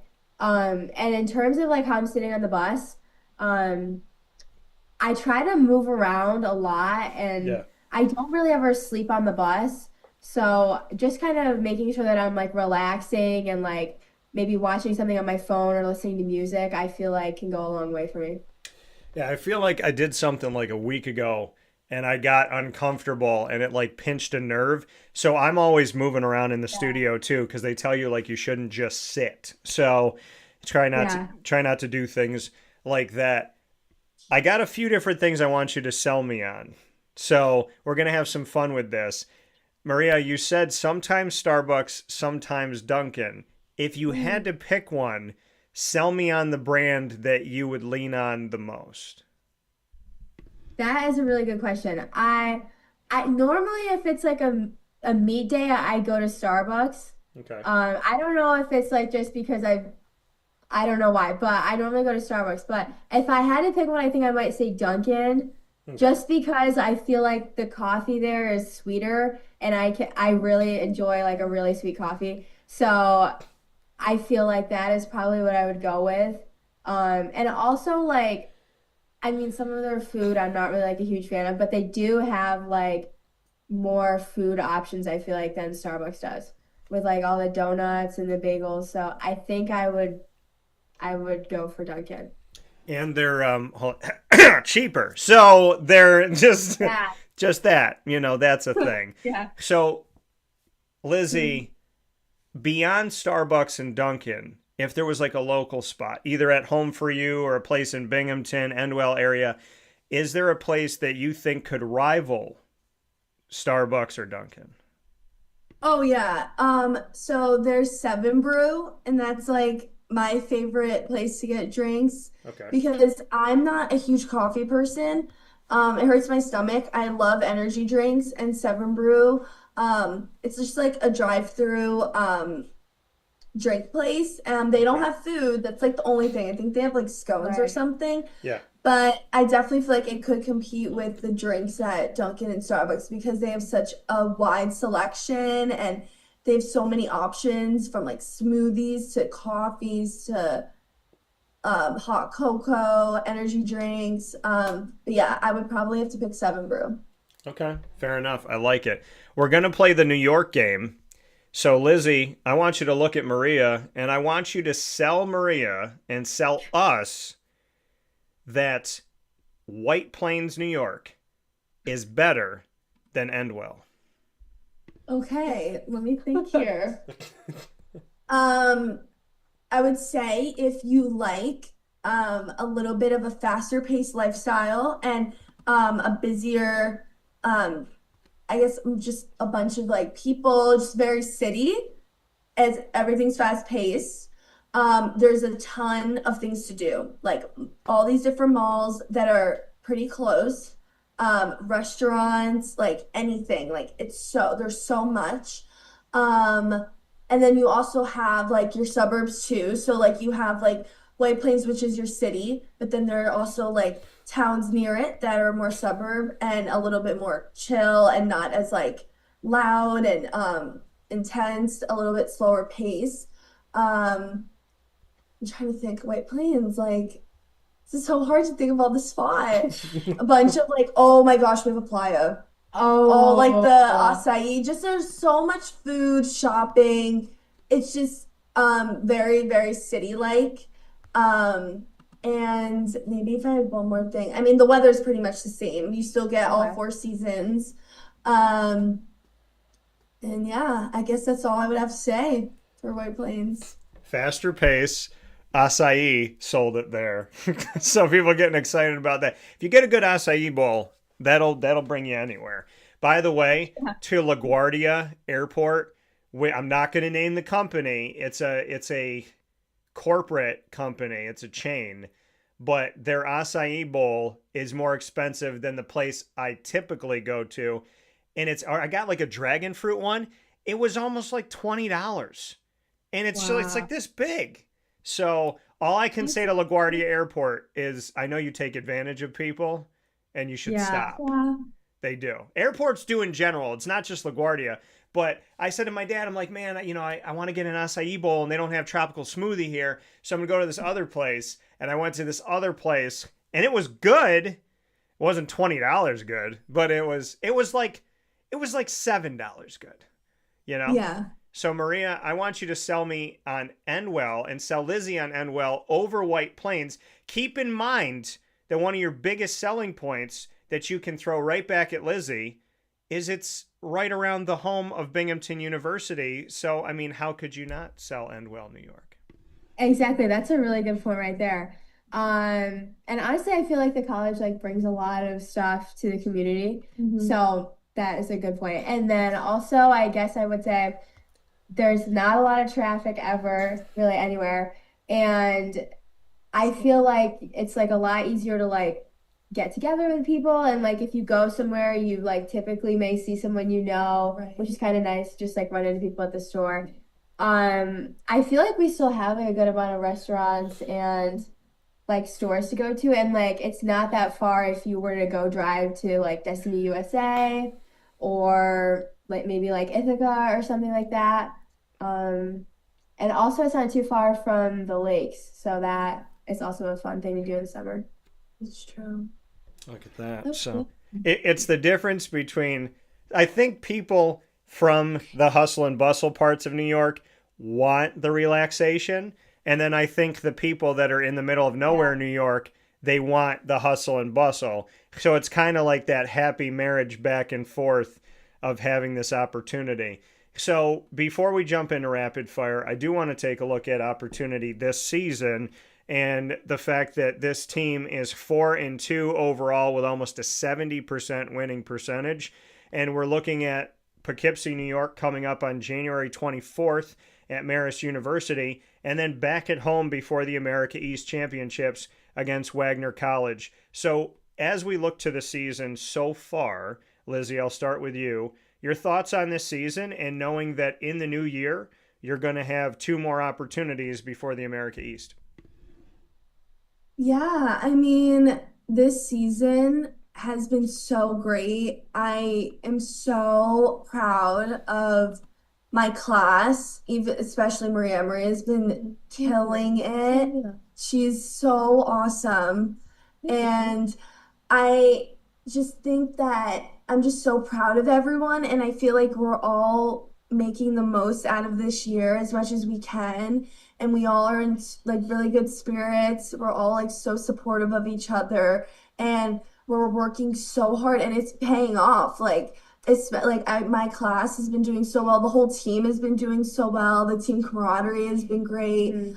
But yeah, I feel like coming up with these next two meets left, dual meets, I'm just not going to take anything for granted. Just going to keep living in the moment and enjoy every second, because like we're going to be done so soon. We just had our midseason meet, and Gary, our coach, was like saying there was like less than 90 days, and I was like, wow, like that's so crazy, because this is what we're used to. This is like we've been doing this for years.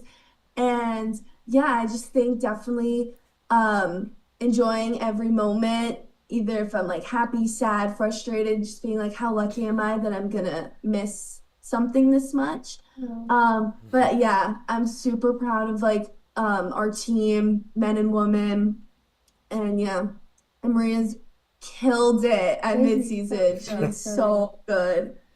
And Maria, I want to take a look at the fact, going off of what Lizzy said in very kind words, a part of two school records that we're talking about here coming out of the Magnus Cup. And so one of those records is you beating yourself. So in the 100 IM prelims, your time of 57.71 broke your own record of 57.84 from last season. You also joined some of your teammates to clock a 200 free relay time of 1 minute 33.35. That mark, which was set during a time trial of, that was set during a time trial at the meet, broke the program's 2024 record of 1:33.83. If I said any of those things wrong, please forgive me, but you broke your own record, and then you helped with your team to set another record. So you're coming off the Magnus Cup with two records. You heard the kind words of Lizzy. What do you want to say about what you've done most recently? And then tell me something about Lizzy that makes you feel like she's also killing it this season.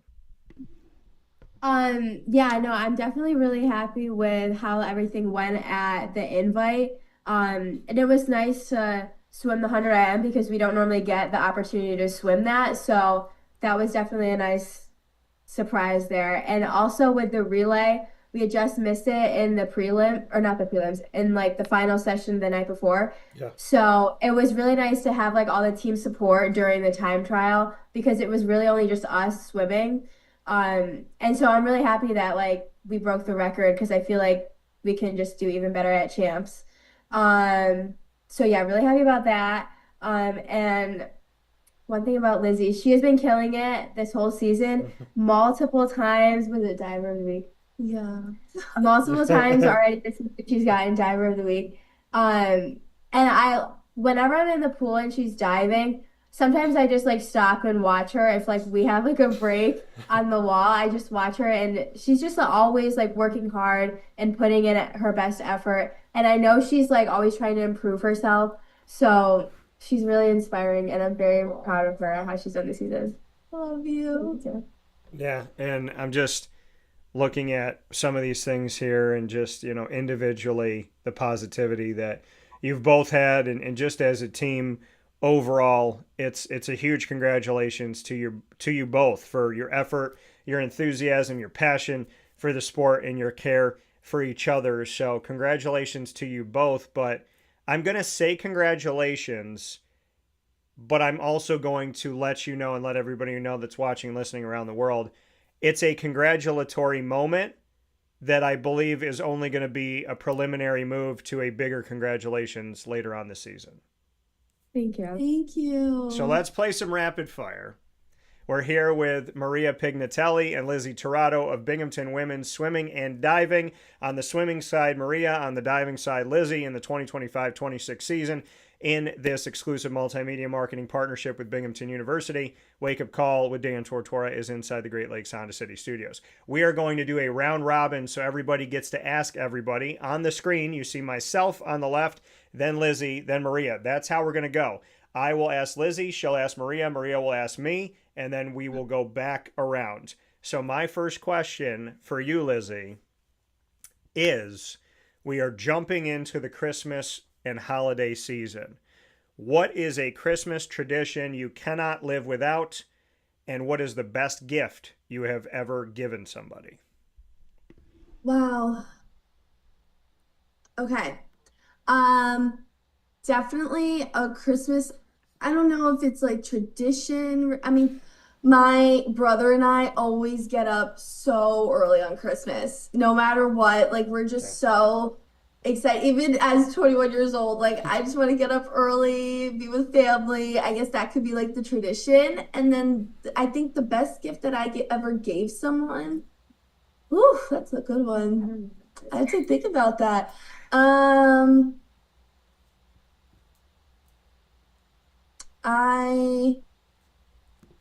I think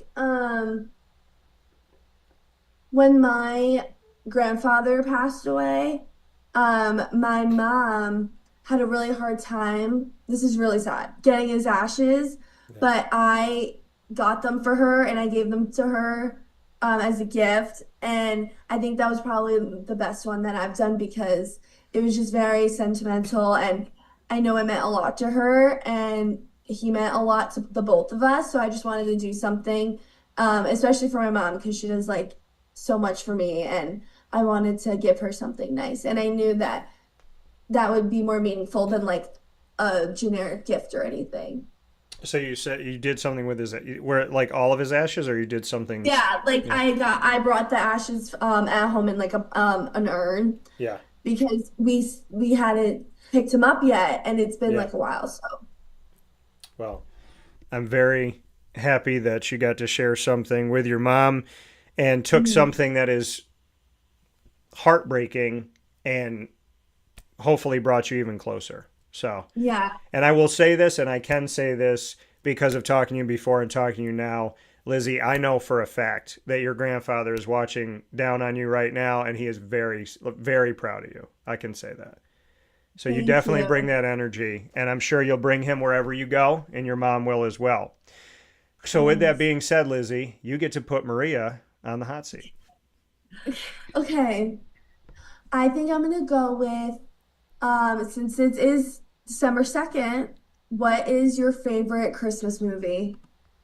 Ooh, you had to pick. Okay, I would say my favorite Christmas movie is probably Home Alone. That's classic. That's what I think I'm on. Yeah.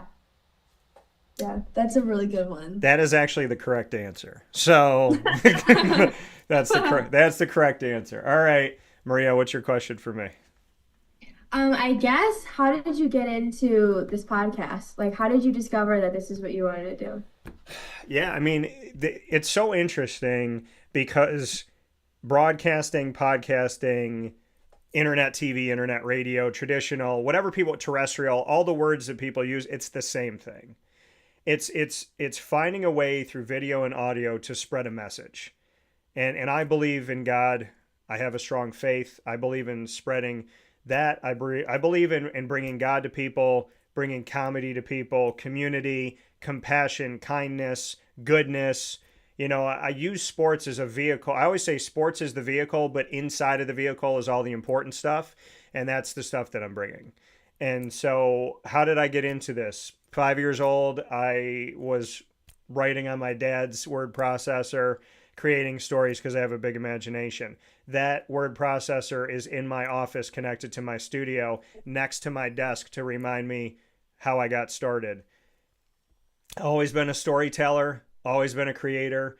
From being a little kid, going to the center of the room and try and bring everyone together, sing to everybody, you know, tell stories. I've always been that way. So being a storyteller, having a photographic memory, loving sports, it just kind of all gelled. I watched SportsCenter. I saw Stuart Scott and Rich Eisen. I loved the way that they did it. I felt like they were real and genuine. I actually did a tribute to Stuart Scott that said, you know, he's the best mentor that didn't know he was my mentor. And I love being original. In a world that steals, and I've been stolen from more times than I can count, I believe in originality. I believe in creating something, not copying something. And Stuart was like that. And he kind of showed me that the people that are the most creative also have to be the most confident and the most courageous. Because when you are creative and you say something that nobody else is saying or do something that nobody else is doing, you're going to get attacked because you're different. And people don't like different. They don't like change. They don't like things that threaten them. And when I went to the internet, radio, and TV, I did it when it was uncool, unpopular. People didn't know what podcasting was. They thought I was an idiot, and they thought it would fail. So for the first 2 years of doing it, it was like, when are you going to come back to ESPN radio? Like, when are you going to get to your senses? And I never went back. And I actually got asked, and Lizzie, to speaking on a grandparent passing away. You guys might kind of jaw drop at this because of what was said to me and where I was, but I was at my grandmother's wake, and closest person to me ever, my G mama, my mom's mom. So she's laid to rest over my right shoulder. And this guy that used to come to my church and eat breakfast with me after mass, he comes up to me during the wake. He shakes my hand. He goes, "I miss hearing you." I was like, "What are you talking about? I broadcast all the time." He said, yeah. But like, when are you going to be back on like normal radio? When are you going to be back on ESPN? Like, when are you going to make, like, essentially, when are you going to get big? I'm waiting for you to get big. When are you going to get big? And he's saying this while I'm honoring the death of my grandmother. And I looked at him, and I looked at her, and I looked back, and I said, I work for myself and I have my name on the door. I left all of those companies to build something on my own. She's proud of me, and I'm proud of me, and I ain't never going back. I said, so if you're waiting, you're never going to hear it, because I like where I'm at. And I remember he just kind of looked at me with his mouth open, and I said, thank you so much for coming to honor my grandmother. And I let it go. So, I mean, I've always just had a passion for telling stories. I have a love for God, and I have this crazy belief that I can change the world. So it's been good so far. It's been working up to this point, and I've gotten to meet thousands upon thousands of people and tell stories and build relationships. And we've become an international show. We got out-downloaded by Sweden, out-downloaded America 4 times as much a few months ago. And so, I mean, I can't speak to all the things that God is doing in the background. I can only tell you that I love doing this, that I love talking to people. I love hearing your stories, and I love letting you know that you matter. And I'm dedicated to every sport. I mean, swimming and diving gets no love, and here you are. I just talked to a college football player in the SEC that got over 1,000 yards in Mike Washington, and I'm spending the same amount of time with swimmers and divers because you deserve it. So I'm here to be different, to answer your question, Maria, and I'm not going anywhere. Okay, that's awesome. My question back to you, Maria, if you could take over my show for a day, and it was Wake Up Call with Maria Pignatelli, you got to pick 3 guests that you would have on the show. Anybody, living or dead, sports, entertainment, family, whoever you want. It's your show for the day. Who are the 3 people and why? I'm going to say Simone Biles, Okay. just because I'm not a gymnast, but I love watching her, and I've watched all of her competitions and everything. And I really like what she represents, so I would love to have her on the podcast. Okay. And just hear about her life and her journey and everything. Okay. What else would I say?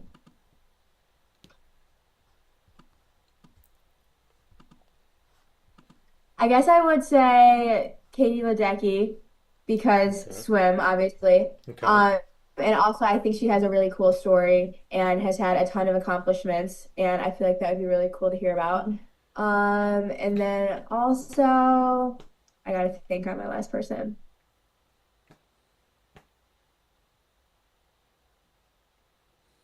Oh my gosh, I don't even know who I'm I trying to think of like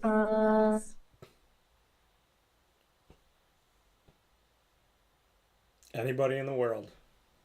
like an actor, or like maybe like a musician you like, or I'm gonna say another athlete. I don't even know. Maybe Steve Carell, Okay. just because I really like The Office. And I really haven't like heard like any interviews with him, so I feel like that would be very interesting to hear about. And I feel like a lot of people know who that is. Yeah. The first time that I ever saw my name in the title of a movie was Steve Carell's movie Dan in Real Life. And so you should check that movie out. It's good. It's sad, but it's happy. And he's funny because he's just funny. He's Steve Carell. So yeah, I think that's a really good choice. And of course, with Katie and Simone, I like those choices as well. Now, Maria, you get to ask Lizzy. What do you got for her?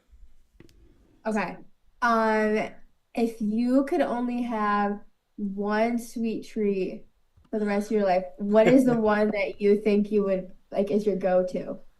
Wow, It could be anything, that's but so hard. what is like your go-to sweet treat? Okay. Wow. I know, yeah. I'm like stuck between like two things, but I'm trying to think of like a final answer. I feel like banana bread, Oh, because I was gonna say love ice that. cream, but I just think you can have sometimes ice cream in the winter for me. I can't do it. I'm already Okay. cold enough. So definitely banana bread. I can never get sick of that. And you can like change it up. My favorite Right, thing yeah. ever. Okay. Do you make it or no? Yes. You It's make it. really good. I've had it before. Very good. She does a really nice job. Lizzy, I think last time we talked about you were going to make food and I was going to get to eat this food. So, like, at some point, can we do this between now and the end of the season? Yes, come to senior meet. I'll bring a bunch of banana bread and we'll Okay. just spread it out to Oh my everyone. gosh. Okay, so we're talking what? January 31st, right?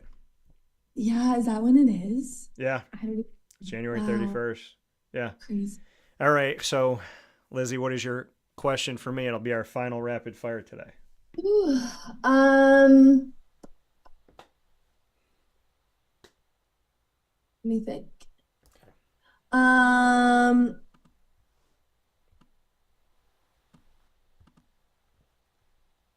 I guess,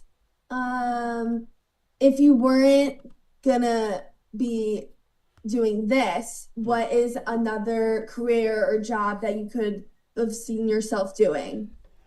Well, I got to work on one recently.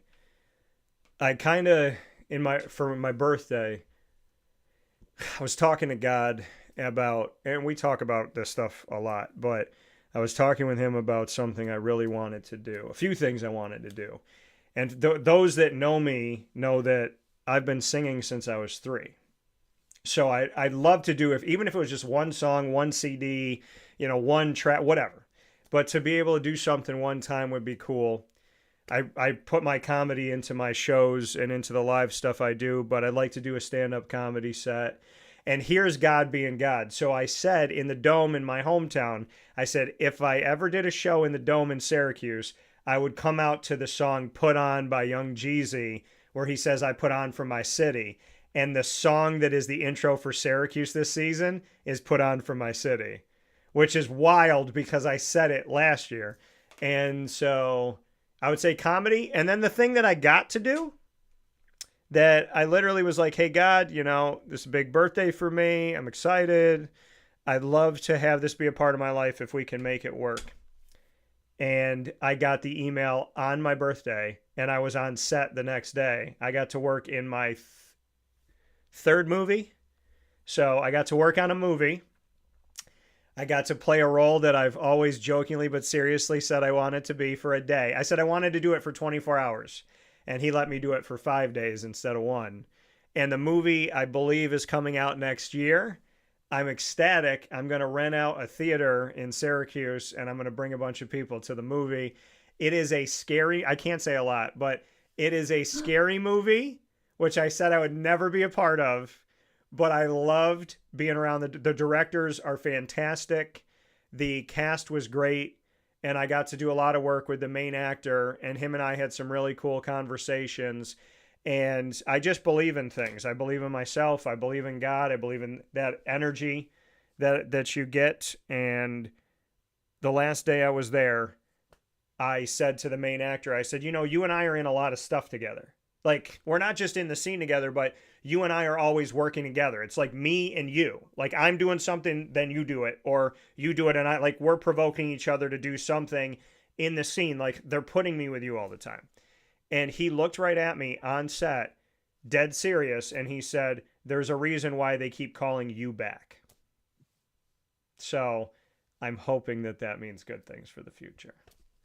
That's so exciting. I can't wait. Yeah. That's awesome. It's wild. My mom is going to throw up when she watches this movie. But it's going to be good. It's going to be good, but it's everything I know about it. It's going to be so gross, but it's also going to be good. Like, it's a scary movie that I don't typically go see them, but I'm all in on this, because when you work with the people behind the scenes and you get to know people, it just, it's a passion project for these directors, and you just realize that whatever genre it is, you want to be around good people. And the people were so great to me on set that I would gladly work with them again.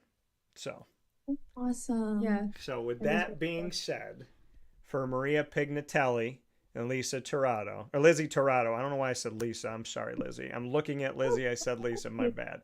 So Maria Pignatelli, Lizzy Tirado, here with us on this Bearcat Breakroom. I want to thank you both. I want to give a shout out to Jerry Comiskey and the entire Binghamton men's and women's swimming and diving program. And of course, I want to show my love for Binghamton University. Ladies, I will hopefully see you soon. Maria, you make sure that Lizzy makes my banana bread. Okay. And I appreciate you both. Thank you for sharing your stories and having some fun with me today. And thank you for being two bright lights at Binghamton. Thank you for having us. Of course. I'll talk with you both soon. Take care. Good to see you. Bye. Great Talk to to see you you soon. too. Merry Christmas. Hopefully I'll see you before, but Merry Christmas. Bye. Merry Yes. Christmas. Merry Christmas. Take care. See you. That coming from Lizzy Tirado and Maria Pignatelli here on Wake Up Call with Dan Tortora, where sports truly meets that thing called life. Two wonderful, wonderful ladies bringing that positive energy here to you wherever you are. We'll take a step aside for a fast break. When we spin back around, we have the ingredients to success, and then we wrap it up here on Wake Up Call with Dan Tortora inside the Great Lakes Honda City Studios. Stay with us. Liverpool, New York. Great cars, great people, Great Lakes.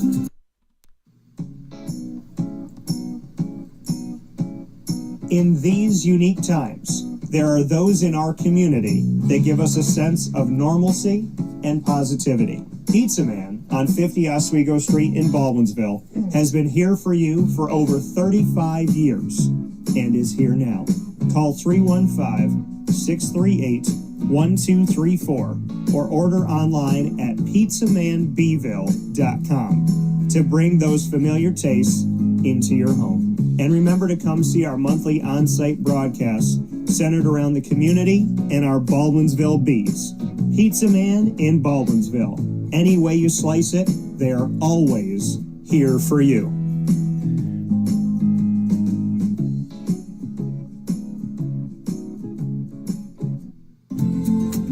Looking for your next ride? Look no further than Great Lakes Honda City, located on 7140 Henry Clay Boulevard in Liverpool, New York. Serving our community for decades, their new and pre-owned vast array of vehicles are available to you Monday through Saturday on site.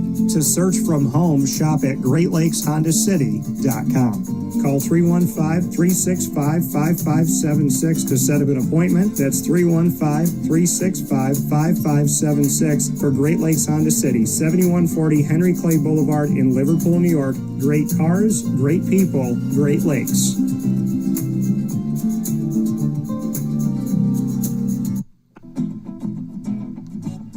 Hi, this is Amy from Mother's Cupboard, home of the whole frittata.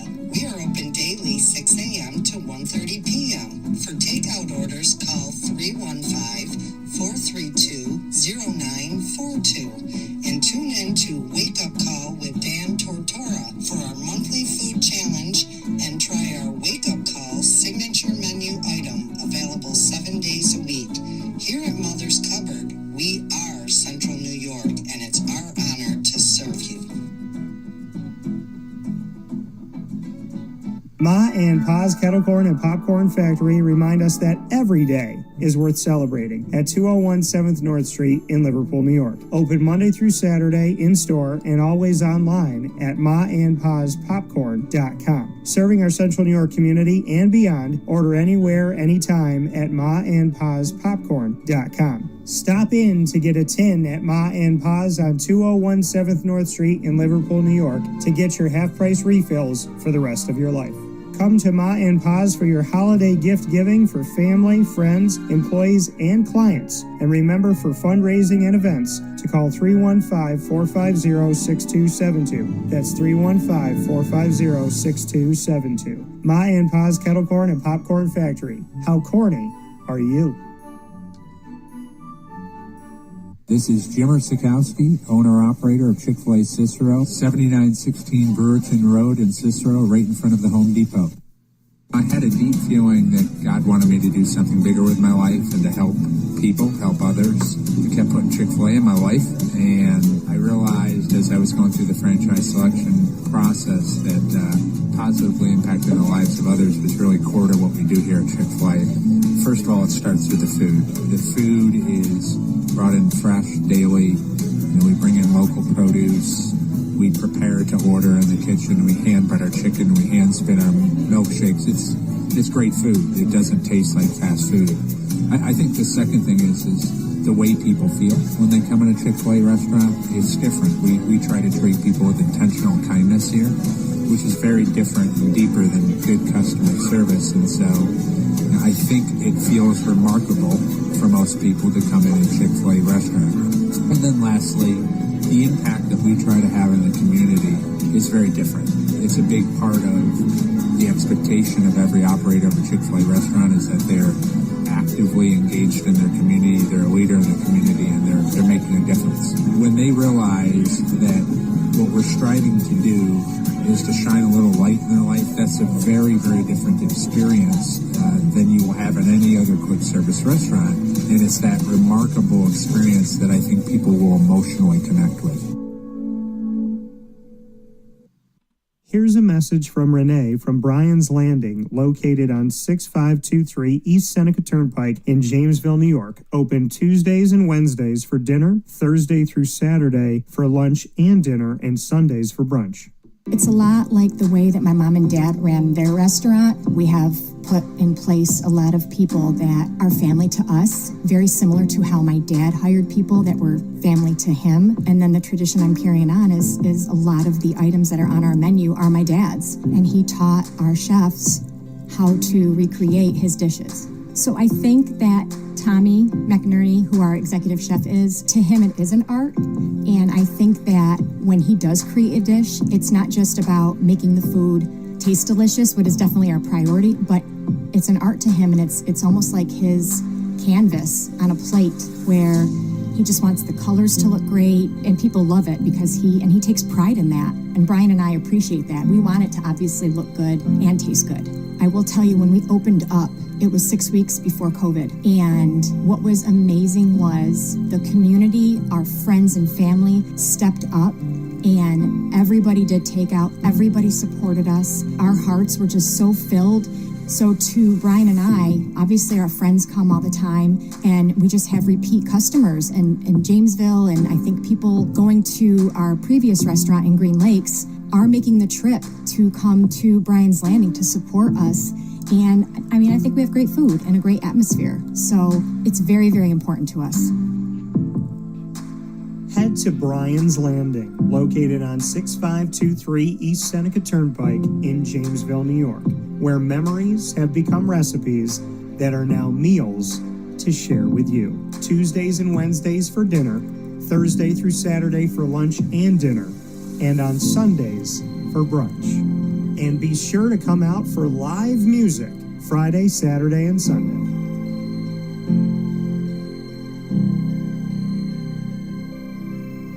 Life gets busy, and sometimes that means us running around. So Canine Camp Dog Daycare offers you an opportunity to give your dog a place to stay while you take care of what you need to throughout the day. Canine Camp Dog Daycare is located on 228 Old Bridge Street in East Syracuse, New York. You can see it from the highway, and it's just off of Erie Boulevard across from BJ's Wholesale Club.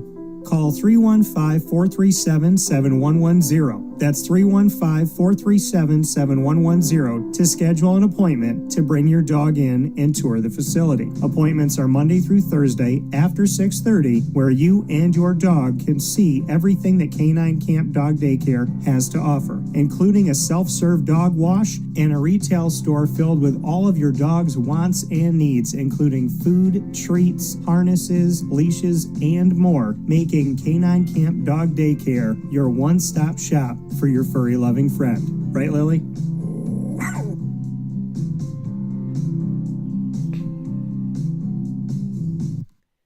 Welcome back here to Wake Up Call with Dan Tortora, where sports truly meets that thing called life. We appreciate you being here, hanging out with us inside the Great Lakes Honda City studios. And of course, we are here in a Tuesday broadcast to bring you the ingredients to success, which we always bring you at the end of our Tuesday shows live Monday through Friday from 9 a.m. to 11 a.m. Eastern Time. So, the ingredients to success, proudly presented by the wonderful team at Avicolli's, is here for you. And today's topic for the ingredients to success is going to be what you ingest, what you take in. This is not simply talking about food. Now, if you're just taking in Avicolli's food, you're eating good. You're eating well. You got good veal. Got good soup. Got awesome pasta. Awesome pizza. You're spoiled if you're going to Avicolli's on 7839 Oswego Road in Liverpool, New York.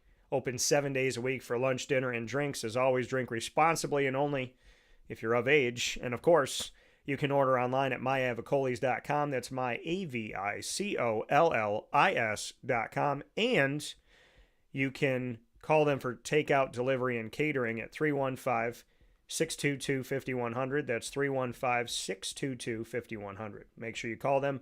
Let them know that DT sent you. Shout out to John and, of course, the Avicolli family and everybody at Avicolli's that has been so tremendous with me over the years. Appreciate you so very much. With that being said, what you ingest, not just food we're talking about.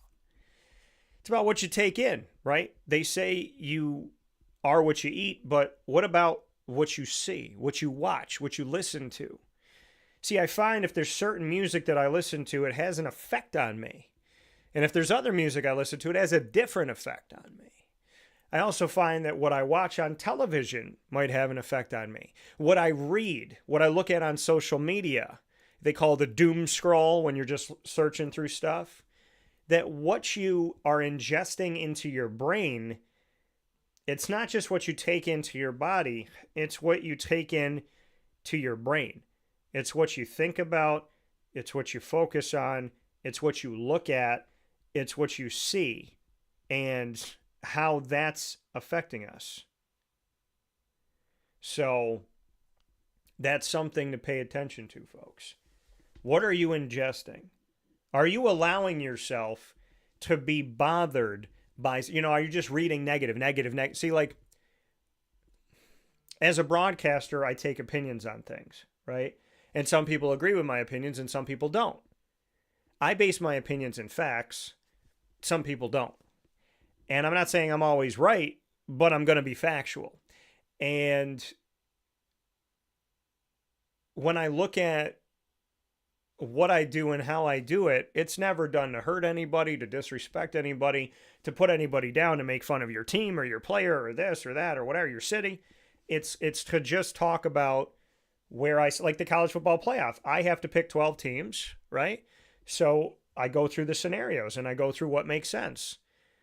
And some people respond to me with kindness and goodness and they agree, and some people respond to me with kindness and goodness and they disagree, and some people respond to me with hate, negativity, and name calling because I attack their team. And it's what I'm ingesting. I found that when I'm reading through the stuff and I'm looking at negative, and I'm a moron and I shouldn't be a broadcaster and I should just be a DJ and I should quit my job and like I'm terrible and I'm horrible and I'm not good at this and where are my credentials and prove that I'm a broadcaster and prove that I'm worthy to this random stranger on the internet. I found that ingesting all of that was just making me very anxious and very uncomfortable and unnerved. And it was making my head feel pressured and I was just feeling really crappy. You know, reading people critiquing me, people that have no idea what I do or how I do it. I've had people critique me that are asking me to do things, telling me I should do things that I've already done. Well, you should talk to this guy. Already did. Well, you should do this show. Already have. So it's not my fault that you're coming to me with no education. That's your fault. But you've still attacked me as a human being. And I just find it weird that we live in a society now where everybody wants to attack the validity of other people. You don't want to look inward, but you want to attack, does this person deserve that job? Does this, like everyone's got an opinion about everything, but they don't want anybody to have a negative opinion about them. What I've realized about life is all the haters can dish it, but they most certainly cannot take it. They cannot take it. And they just respond with hate speech and just anger and rage. And they think if they talk loudly or if they attack you or if they swear at you or if they make fun of you or God forbid another crazy person joins them, then they think they're sane. Because two crazy people that agree with each other think that they're sane. And what I realize in this world is truth is under fire. Rationale is under fire. Honesty is under fire. Belief in God is under fire. Faith is under fire. So I have to choose what I ingest. Now, when I don't agree with somebody, I'll have a conversation with you for 5 hours. But I will not have a conversation with people that swear, yell, call people names, disrespect, or try to take something that somebody loves away from them. I don't think that that's humane. And I think that those people really do have something going on. And I pray for them because it's not a healthy behavior. And I choose to pray for people that hurt me instead of wishing bad on them because we have to strive to be better, right? We have to strive to be better than what we see. We have to strive to be better than how we're treated. If I treated people the way they treated me, man, there'd be a lot of people with slap marks across their faces and a lot of negativity on their feeds and, you know, just a lot of bad behavior. But I can't treat people the way that they treat me all the time because that would mean that I'd be stealing from people, I'd be lying about people, I'd be personally attacking people, I'd be talking behind people's backs, I'd be disrespecting and just degrading people. I'd be bullying people, and I refuse to do any of those things. When I really sit back and I think about the atmosphere that I'm in as a broadcaster, I never in a million years thought that any of this stuff was part of the job. But it is. And to be real, if you're a barista at Starbucks, you can get hated on and people talk about you on social media. If you're a janitor, you could be hated on and have people talk about you. I mean, anything you do, anything you say, I mean, you could be the best person on the planet. Kindest, nicest, like closest thing to perfect. And some girl cheats on you or some guy cheats on you and they break up with you and they don't want the world to know that they're a cheater. So they just like drag your name through the mud. And now all of a sudden you got 50 people writing on your Facebook telling you how much they hate your guts. And they don't even know the true story. But they're going to believe their friend, right? And that's the world we live in today. It's not about truth. It's not about honesty. It's not about kindness. It's about what can I get people to believe? How quickly can I get the lynch mob to go to somebody's house? And this mob mentality is just, it's sad and it's weird. And it shows that there's a lot of shrinkage in people's hearts and kind nature. It's like all these people are trying to prove something. And I will tell you what I've told you before, and I'll say it again. Only small people, and I'm not talking about height or weight, only small people attack other people.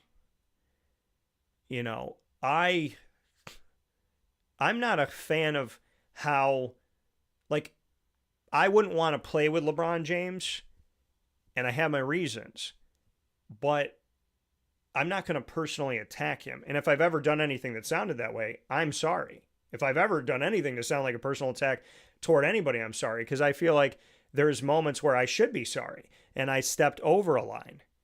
But I respect LeBron James as a player. I respect his athleticism.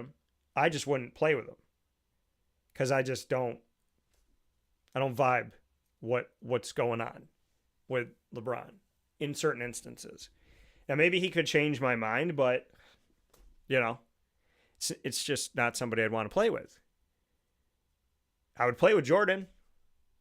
I'd play with Bird. I'd play with Steph. You know, but I'd play with Magic. I'd play with Barkley just to hear the wild things he would say in the locker room. But, you know, I play with Dwayne Wade. But there's just, you know. But again, that's not me saying I hate LeBron and I think you should all join me and like get pitchforks and torches, you know.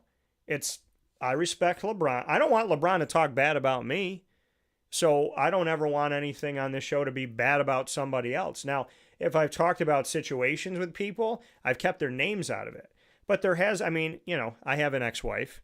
So if she listened to some episode, she'd be like, wow, he gave me credit for that. If she listened to other episodes, she'd be like, wow, he aired my dirty laundry.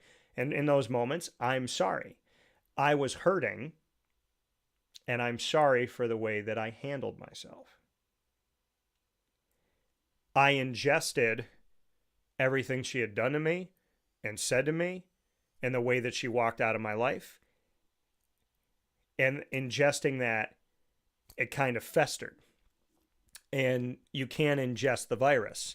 I should have just accepted the situation and let it go. But I yelled and I screamed and I said mean things because I let her get to me. And I think it's important in life to admit those times where you are sorry. Now, people can go back and watch this video years from now and be like, oh, like James Gunn. Oh, Dan said he was sorry and Dan's not perfect. None of us are. By the way, if you're finding a video where I'm apologizing that I could have been a better person and that thinks that it gives you a leg up on me, all that tells me is that you're a person that's got guilt on your conscience and you want someone else to look worse than you. I am sorry for things I've said and done in my life.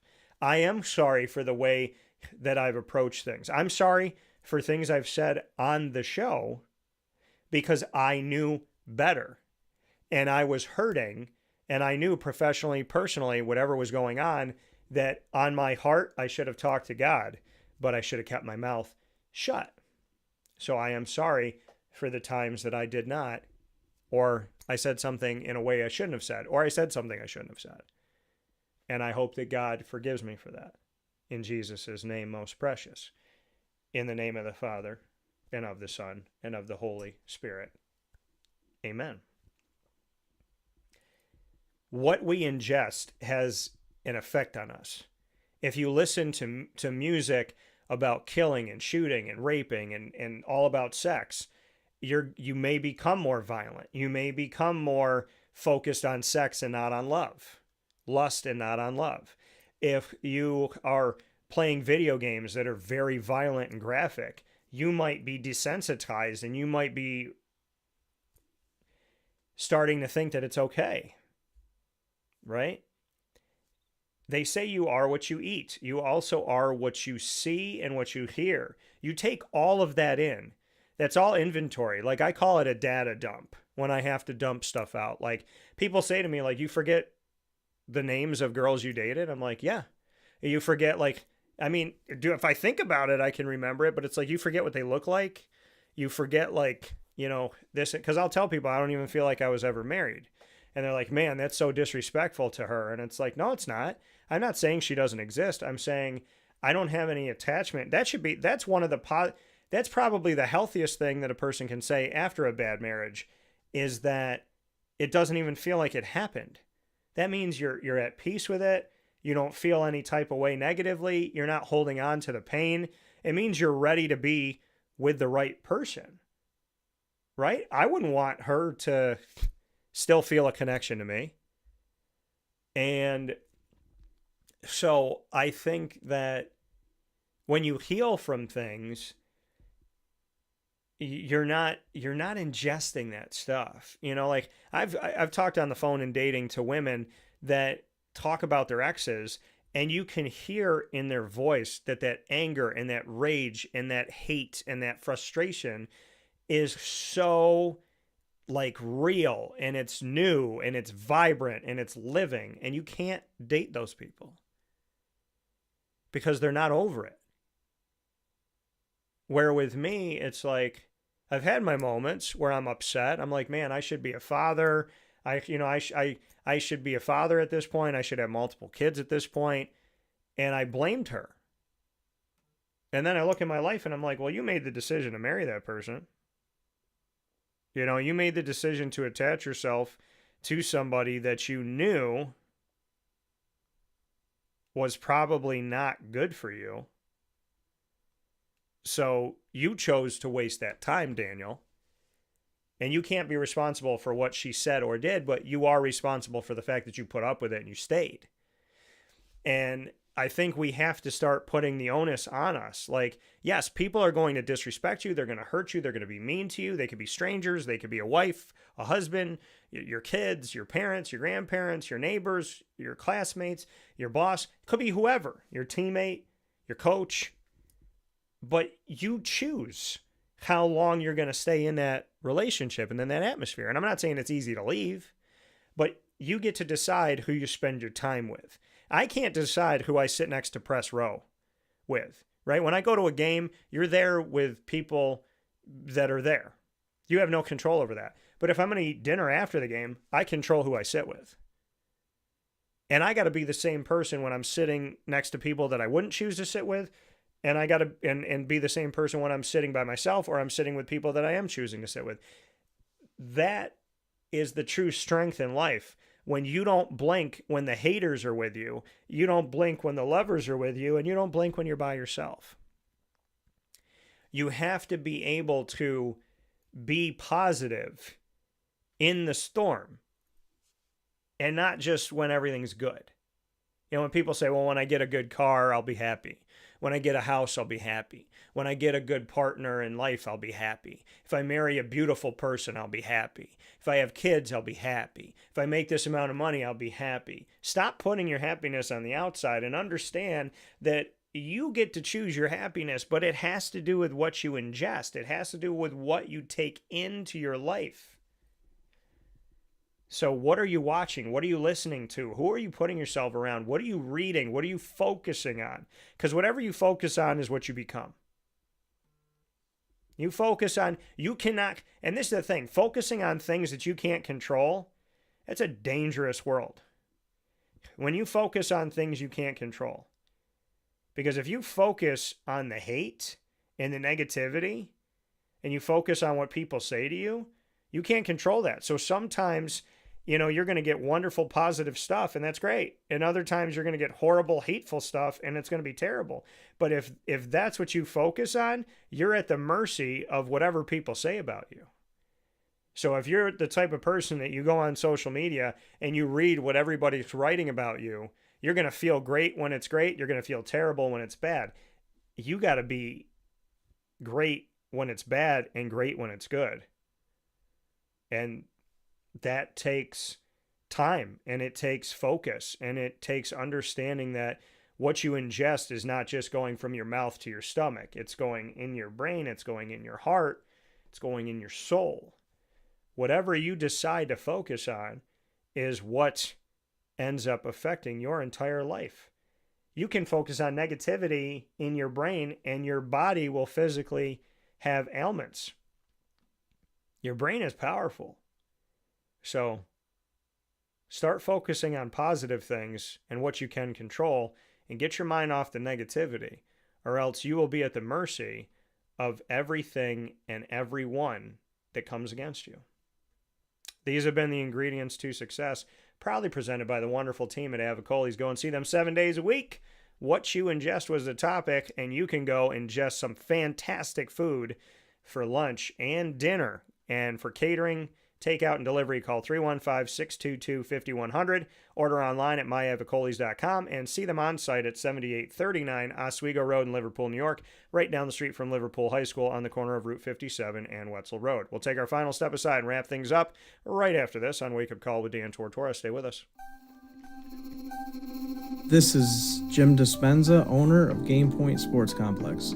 You hear the same story across any sport that kids play and any sport that adults play. There's never enough places to play. That was definitely true with volleyball, definitely true with basketball. Could be cheerleading, it could be field hockey, which is what we're seeing now. Every sport has a lack of places to play, and I think Syracuse in particular is a place where it's really bad. Despite the fact that we've got a lot of athletic talent around here, we just seem to have not enough places for people to play, and they're going to different places. They're going to Rochester, they're going to, Buffalo. They're going all different places because we don't have a place here, and I felt like that should change. This was a long project from planning all the way through execution to opening the doors. A lot of work went into it, obviously, a lot of money, a lot of resources, and the dream always was kids being in the gym, having a good time. And I've always felt like sports is the most unfiltered joy that you can observe with people, that people can experience, because it is fun, it is a sense of accomplishment, it's all of that wrapped into one thing. And so watching kids going up and down the court with big smiles on their faces has been just amazing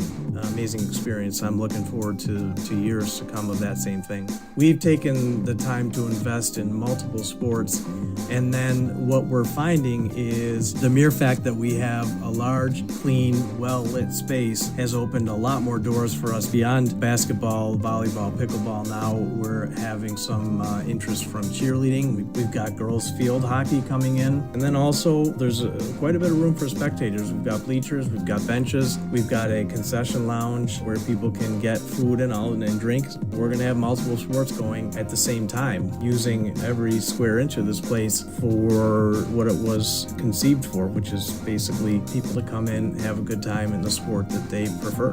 We manage each situation differently. Everybody has different ability to afford different things. Some are bringing 10, 15 people, some are just 2 people. I've had a lot of situations where it's a father shooting around with his son, it's a mother playing pickleball with her daughter or with her son, and in those situations come up and we work with people, and that's allowed us to have groups from 2 people up to 30 people and have some flexible pricing behind it. We're an organization that is here to work with the community any way we can, and I guess part of it is just making sure that we have the flexibility to put together a plan that makes sense regardless of the size of your group. So in order to book time, the best option is to go to our website, gamepointsports-syr.com. You can click from there and sign up for events, sign up for your own particular training, sign up for birthday parties, all of that.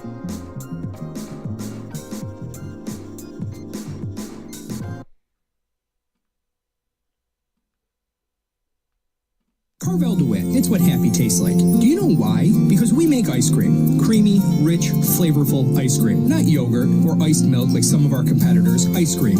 Fresh, by hand, daily. For the calorie conscious, we have something new for you. Our new Carvelite. Same great flavor, creaminess, and texture of our regular ice cream with only 35 calories an ounce. So whether you want an ice cream cake, flying saucer, dasher, carvalanche, hard or soft ice cream, we will satisfy your craving with our fresh, handmade regular or new Carvelite ice cream. Carvel DeWitt. It's what happy tastes like.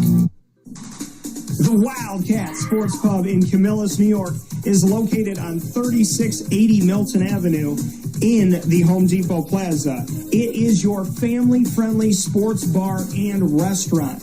Folks, some sports bars aren't family-friendly. Some family-friendly restaurants are not sports bars. The Wildcat Sports Pub in Camillus, New York is proud to be both.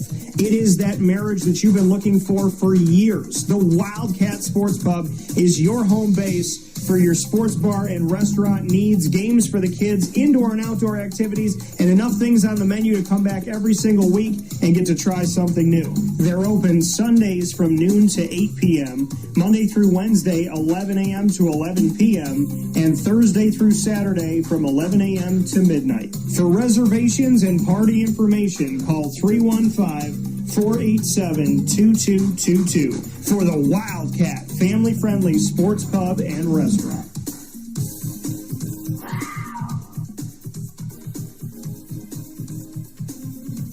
GG Cards and Breaks. Like, comment, subscribe. GG Cards and Breaks coming to you on 639 Delmar Place in Syracuse, New York is your one-stop sports card and trading card shop. Go and be a big kid today, and the perfect place to get gifts for Christmas and the holiday season. They're open Tuesday through Saturday from 10 to 6, Sundays from 10 to 5 on 639 Delmar Place in Syracuse, New York. You already know what it is. Head to GG Cards and Breaks. Yu-Gi-Oh!, Magic the Gathering, Pokemon, One Piece, as well as Disney Lorcana, hockey, soccer, basketball, baseball, football. You never know what's going to be on the shelves and in the display cases for singles, packs, boxes, graded cards, and all the supplies you need to protect your cards, travel with them, and showcase them. The one-stop shop for your kid spirit. GG Cards and Breaks. We'll see you there. And a big time thanks to Chick-fil-A in DeWitt on the corner of Bridge Street and Erie Boulevard. You can't miss it. The giant brick building with the double drive-through. Chick-fil-A in DeWitt is the place for you on the corner of Bridge Street and Erie Boulevard. Go and head there today. Get that peppermint chip shake as well as all of your favorites. Whether you're a nugget fan, spicy, grilled, or the original is the way you go, Chick-fil-A in DeWitt is where you need to head today and all throughout the week. Remember, they are closed on Sundays in honor of our Lord and Savior, Jesus Christ. We'll see you over at Chick-fil-A DeWitt. I want to thank you all for being on YouTube.com and Facebook.com, both /WakeUpCallDT and on WakeUpCallDT.podbean.com, Monday through Friday from 9 a.m. to 11 a.m. Eastern Time. Big time thanks to Amazon Music, Audible, iHeartRadio, iTunes and Apple Podcasts, Player FM, Podbean, Podchaser.com, Podvine, Spotify, TuneIn, YouTube for being with us and having Wake Up Call on all of these channels and beyond. Search Wake Up Call with Dan Tortora or one word, Wake Up Call DT. Big time thanks to Great Lakes Honda City, Carvel DeWitt, the Wildcat Sports Pub, GG Cards and Breaks, Myers Creek, Chick-fil-A Cicero, Chick-fil-A in DeWitt, Mon Paz, the snack capital of the world, Canine Camp Dog Daycare, Mother's Cupboard, the home of the Q-Smack Mother, My Breakfast Sandwich, exclusively 7 days a week, only at Mother's Cupboard, 3709 James Street in Syracuse, open 6 a.m. to 1:30 p.m. for bacon, egg, and cheese inside of 2 pieces of French toast. We'll see you there. Game Point Sports Complex, Pizza Man, Canine Campground, Dog Boarding, Brian's Landing, Avicolli's, and we are the exclusive multimedia marketing partner of your Bryan and Stratton College Bobcats of Syracuse. Find the Bobcat Buzz with student athletes, coaches, administration, and alumni joining me every single month where sports meets life. And you will find it all by going to youtube.com/WakeUpCallDT. Click subscribe, hit the notification bell, and find all of our specials with the Bobcats underneath the BSC Syracuse playlist. You'll also find the Bobcats on WakeUpCallDT.com's homepage and underneath the exclusive partners tab. For more information, go to Syracuse.bscbobcats.com and go Bobcats.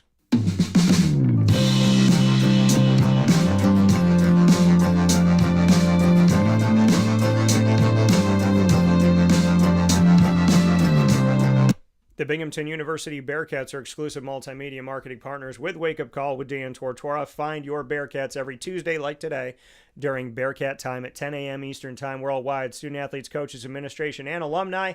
You can find them all on youtube.com/WakeUpCallDT. Click subscribe, hit the notification bell. Find our Binghamton playlist. The Bearcats are also on WakeUpCallDT.com's homepage and underneath the exclusive partners tab. For more information, go to BinghamtonBearcats.com and go Bearcats.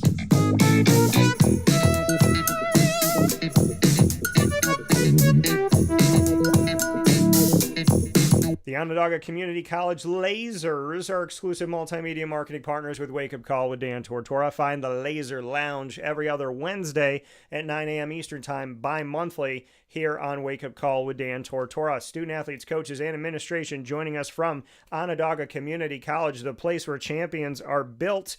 And you can find all our content by going to youtube.com/wakeupcalldt. Click subscribe, hit the notification bell, find our OCC playlist. You'll also find the Lasers on wakeupcalldt.com's homepage and underneath the exclusive partners tab. For more information, go to onondagalazers.com and go Lasers. From the Great Lakes Honda City Studios, I want to thank Inside of Ma and Pa's, the snack capital of the world, the perfect place to go for your holiday tins that you get half-price refills for the rest of your life. 201 Old 7th North Street in Liverpool, New York. Head to Ma and Pa's. Let them know that DT sent you. Love them and love working with them over many years. Big time thanks to Mike Washington from Central New York, CNS Northstars, to the SEC, and one of 4 running backs, count it, 4. They got 1,000 yards in the SEC this season. Arkansas Razorback running back Mike Washington Jr., my little brother, and going to the Senior Bowl that only 145 college football players get an invite to. And on top of all of that, he's the only running back in the SEC to get to 1,000 yards with under 220 carries. He had 168. Everybody had 220 or more to get there. Big time thanks to our swimmer, Maria Pignatelli, and our diver, Lizzy Tirado, of our Bearcat Breakroom today, celebrating with Binghamton men's and women's swimming and diving program with this women's swimmer and women's diver at Binghamton University for the Bearcats. And big time thanks for Avicolli's, speaking on the topic, what you ingest, and make sure you go ingest some great food from Avicolli's today. For the rest of this week and into next week, we have specials that'll be running for you on this broadcast. So I am so excited to know that we'll have great people coming on here. I cannot wait to share this with you. Some broadcasters go on vacation, take some time away, and they leave you to sweeps or they leave you to something else. I am preparing so that you will have all the shows all throughout this week, into next week, and I still get to spend some quality time with my dad. The best of both worlds, because God is great. I'll talk with you all soon. Facebook at WakeUpCallDT, X at CallDT, Instagram at WakeUpCall_DT. For now, from the Great Lakes Honda City Studios, head to WakeUpCallDT.com. And you already know, but I'm going to tell you anyways. God bless. No stress. Do your best. You're amazing. You know it. Be good to each other. Be good to yourself. And know, God loves you, and so do I.